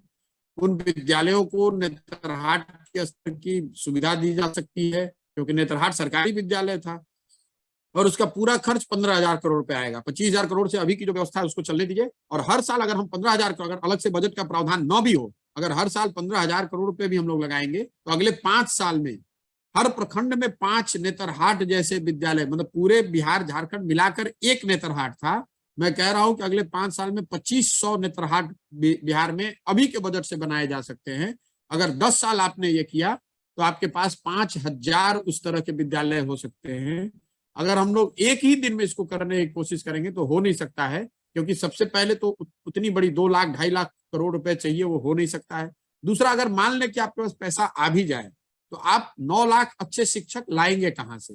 9 लाख ओवरनाइट इतने बड़े विद्यालयों के बिल्डिंग बनेंगे कैसे? तो इसको करने के लिए धीरज रखना पड़ेगा। 5 साल की में मुझे ऐसा लगता है कि जो अभी हम लोग ड्राफ्ट इसका बनवा रहे हैं, जो विजन हम लोग के पास डॉक्यूमेंट बनवा रहे हैं, उसमें ये दिख रहा है कि इसको 2 भाग में, एक जो व्यवस्था अभी चल रही है इसको चलते रहने दिया जाए, उसमें भी जो दूसरा एक पहलू आ रहा है कि जहां पर अभी इस तरह के विद्यालय की सुविधा न हो वहां पर गार्जियंस को सीधे कूपन दिया जाए, ताकि जो विदेशों में ऐसी व्यवस्था है कि आपको कूपन दिया जाए ताकि आप प्राइवेट स्कूल में अपने बच्चे को 200, 300, 400 रुपए के आधार पर आप पढ़ा सकें, जब तक कि सरकार की स्कूल की व्यवस्था वहां न बन जाए।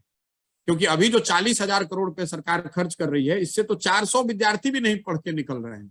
लेकिन अगर 40,000 करोड़ को आप 2 भाग में बांट दें और 15,000 करोड़ से नई शिक्षा व्यवस्था, शिक्षा की संस्थाओं का निर्माण करें जो हर साल 500 बने, और बाकी का जो पैसा है उस पैसे को आप इस्तेमाल करें ताकि लोगों को सीधे वो पैसा भेजा जा सके, वो चाहे सरकारी विद्यालयों में पढ़ें या प्राइवेट स्कूल में पढ़ें। क्योंकि एकदम ध्वस्त हुई शिक्षा व्यवस्था को मैं ये नहीं कह सकता हूं कि उसको 1 साल में सुधार दिया जाएगा, नहीं सुधारा जा सकता है। इसको करने में 5 वर्ष लगेगा, लेकिन 5 वर्ष में हर प्रखंड में ऐसे 5 विद्यालय जो विश्व स्तरीय विद्यालय हों उसको बनाया जा सकता है। बिल्कुल ये संभव है। और हम लोग जब भी इसका विजन डॉक्यूमेंट जारी करेंगे तो उसमें आप देखेंगे उसके मूल में यही बात होगी कि एक स्टैगर्ड प्लानिंग होगी कि हर प्रखंड में कम से कम, अगर आपको मालूम है कि आपके घर से 5 किलोमीटर या 10 किलोमीटर दूर एक अच्छा स्कूल है तो आप अपने बच्चे को कंधे पर लेकर भी जाएंगे, बजाय इसके कि आपके घर के बगल में स्कूल है जिसमें पढ़ाई नहीं हो रही है, ना टीचर आता है, ना काम होता है, ना पढ़ाई होती है, उसका कोई मतलब नहीं है। लेकिन अगर आपको मालूम है कि 10 किलोमीटर दूर एक अच्छा विद्यालय है तो आप अपना पेट काट कर भी, चाहे साइकिल पर बैठा कर भी अपने बच्चे को वहां ले जाएंगे। तो ये हम लोग की अभी तक की सोच यही है, क्योंकि आप हर जगह खोल देते हैं तो सिर्फ विद्यालय बिल्डिंग का मामला नहीं है, वहां शिक्षक रहते ही नहीं है, वो इतना इंटीरियर है कि वहां शिक्षकों के रहने की व्यवस्था ही नहीं है। तो जब तक आवासीय उस तरह का सेटअप ना हो जहां शिक्षक भी अपने परिवार के साथ रह सके, अपने बच्चों को भी उसी स्कूल में पढ़ा सके, तब तक आप उस तरह के गुणवत्ता वाले शिक्षक को उन गांव में रख नहीं सकते हैं। क्योंकि वो आप वहां पोस्टिंग कर देंगे लेकिन वहां रहेगा नहीं, वहां 11 बजे पहुंचा और 3 बजे भाग जाता है वहां से। तो इसको देखकर समझकर बनाया जा सकता है। अभी तक की ये सोच है, आगे इसको जब पूरा विजन डॉक्यूमेंट जारी करेंगे तो आप उस पर देखेंगे कि शिक्षा को लेकर पूरी सोच जन स्वराज की क्या है। मैंने आपको एक पहलू उसका समझाने का प्रयास किया है। धन्यवाद सर। बहुत बहुत धन्यवाद प्रशांत जी आपका। इसी के साथ हम ये सेशन कंप्लीट करेंगे। अगर आप कुछ कहना चाहें लोगों से, यहाँ मौजूद सभी लोगों से, कोई संदेश, कोई एंड नोट। मैं आप सबका धन्यवाद करता हूं जो लोग इस सत्र से जुड़े। मैं माफी भी चाहता हूं कि पिछले कुछ हफ्तों से मैं समय नहीं निकाल पाया हूं इस तरह के पीके कनेक्ट ऐप सत्र के लिए, लेकिन आगे प्रयास ये होगा कि कम से कम 15 दिन में एक ऐसा सत्र करें। आप में से जो लोग सवाल नहीं पूछ पाए उनके लिए यही कह सकते हैं कि भैया जितना कह सकते हैं उतना कर रहे हैं, और जो लोग मिलना चाहते हैं, बात करना चाहते हैं, आपके लिए हमेशा अवसर है। एक कदम आपको भी उठाना पड़ेगा। कैंप में आइए, 2 दिन समय अपने जीवन से निकालिए, यहाँ रहिए। अगर नहीं आ सकते हैं तो जब आपके जिले में पहुंचूंगा तब तक का इंतजार कीजिए, जब आपके जिले में आऊंगा तो आपसे मुलाकात होगी। जो क्लब वाली व्यवस्था है उसको आप देखें, समझें, और जो लड़के क्लब खोलना चाहते हैं, क्योंकि पदयात्रा और राजनीति अपने समय कालखंड से होती रहेगी, लेकिन जिन बच्चों की भी मदद हो सकती है इन क्लब्स के जरिए से, उसको आप अपने गांव, अपने पंचायत में करने के लिए जो कुछ भी कर सकते हैं वो आप अपने यहाँ से बैठकर ऐसे बच्चों का चुनाव करें, उनको चिन्हित करें और हम लोग को बताएं, ताकि वहां पर वो क्लब खोला जा सके। आप सब जुड़े इसके लिए आप सबका बहुत बहुत धन्यवाद। धन्यवाद। पदयात्रा के लिए आपको भी आगे की पदयात्रा के लिए बहुत बहुत शुभकामनाएं, और अब तक की खत्म की गई पदयात्रा के लिए बहुत बहुत बधाई, बहुत धन्यवाद। तो बाकी के जो लोग हमारे साथ जुड़े हुए थे, जो सवाल नहीं पूछ सके अपना, वो हम पूरी कोशिश करेंगे कि अगले सेशन में वो आए और अपने सवाल रखें, क्योंकि वक्त की बाध्यता है। आप सबको भी पता है कि प्रशांत किशोर इस वक्त सीवान में है और पदयात्रा कर रहे हैं, उसमें थोड़ा सा वक्त निकालकर, बेशकीमती जो उनका वक्त है उसमें से निकालकर आप सबसे जुड़े और उन्होंने अपनी बात रखी, आप सबकी बात सुनी, आप सबको सुझाव दिए, जो भी आप सब पूछना चाहते थे उसके उन सवालों के जवाब दिए। तो हमारे साथ लगातार लोग जुड़े हुए थे। जिस तरह से हमें ग्राउंड पर लोगों की जो है प्रतिक्रियाएं मिल रही हैं और अपार समर्थन मिल रहा है, उसी तरह हम ऑनलाइन यानी कि पीके कनेक्ट ऐप पर भी वैसे ही आपका प्यार और अपार समर्थन मिला। हम उम्मीद करेंगे कि लगातार आप ये समर्थन हमारे साथ बनाए रखेंगे, और जो लोग भी बच गए हैं, जो सवाल नहीं पूछ सके, हम पूरी कोशिश करेंगे कि वो अगले सेशन में अपने सवाल पूछ सके और प्रशांत से डायरेक्टली जुड़ सके, अपनी बात रख सके। बहुत धन्यवाद।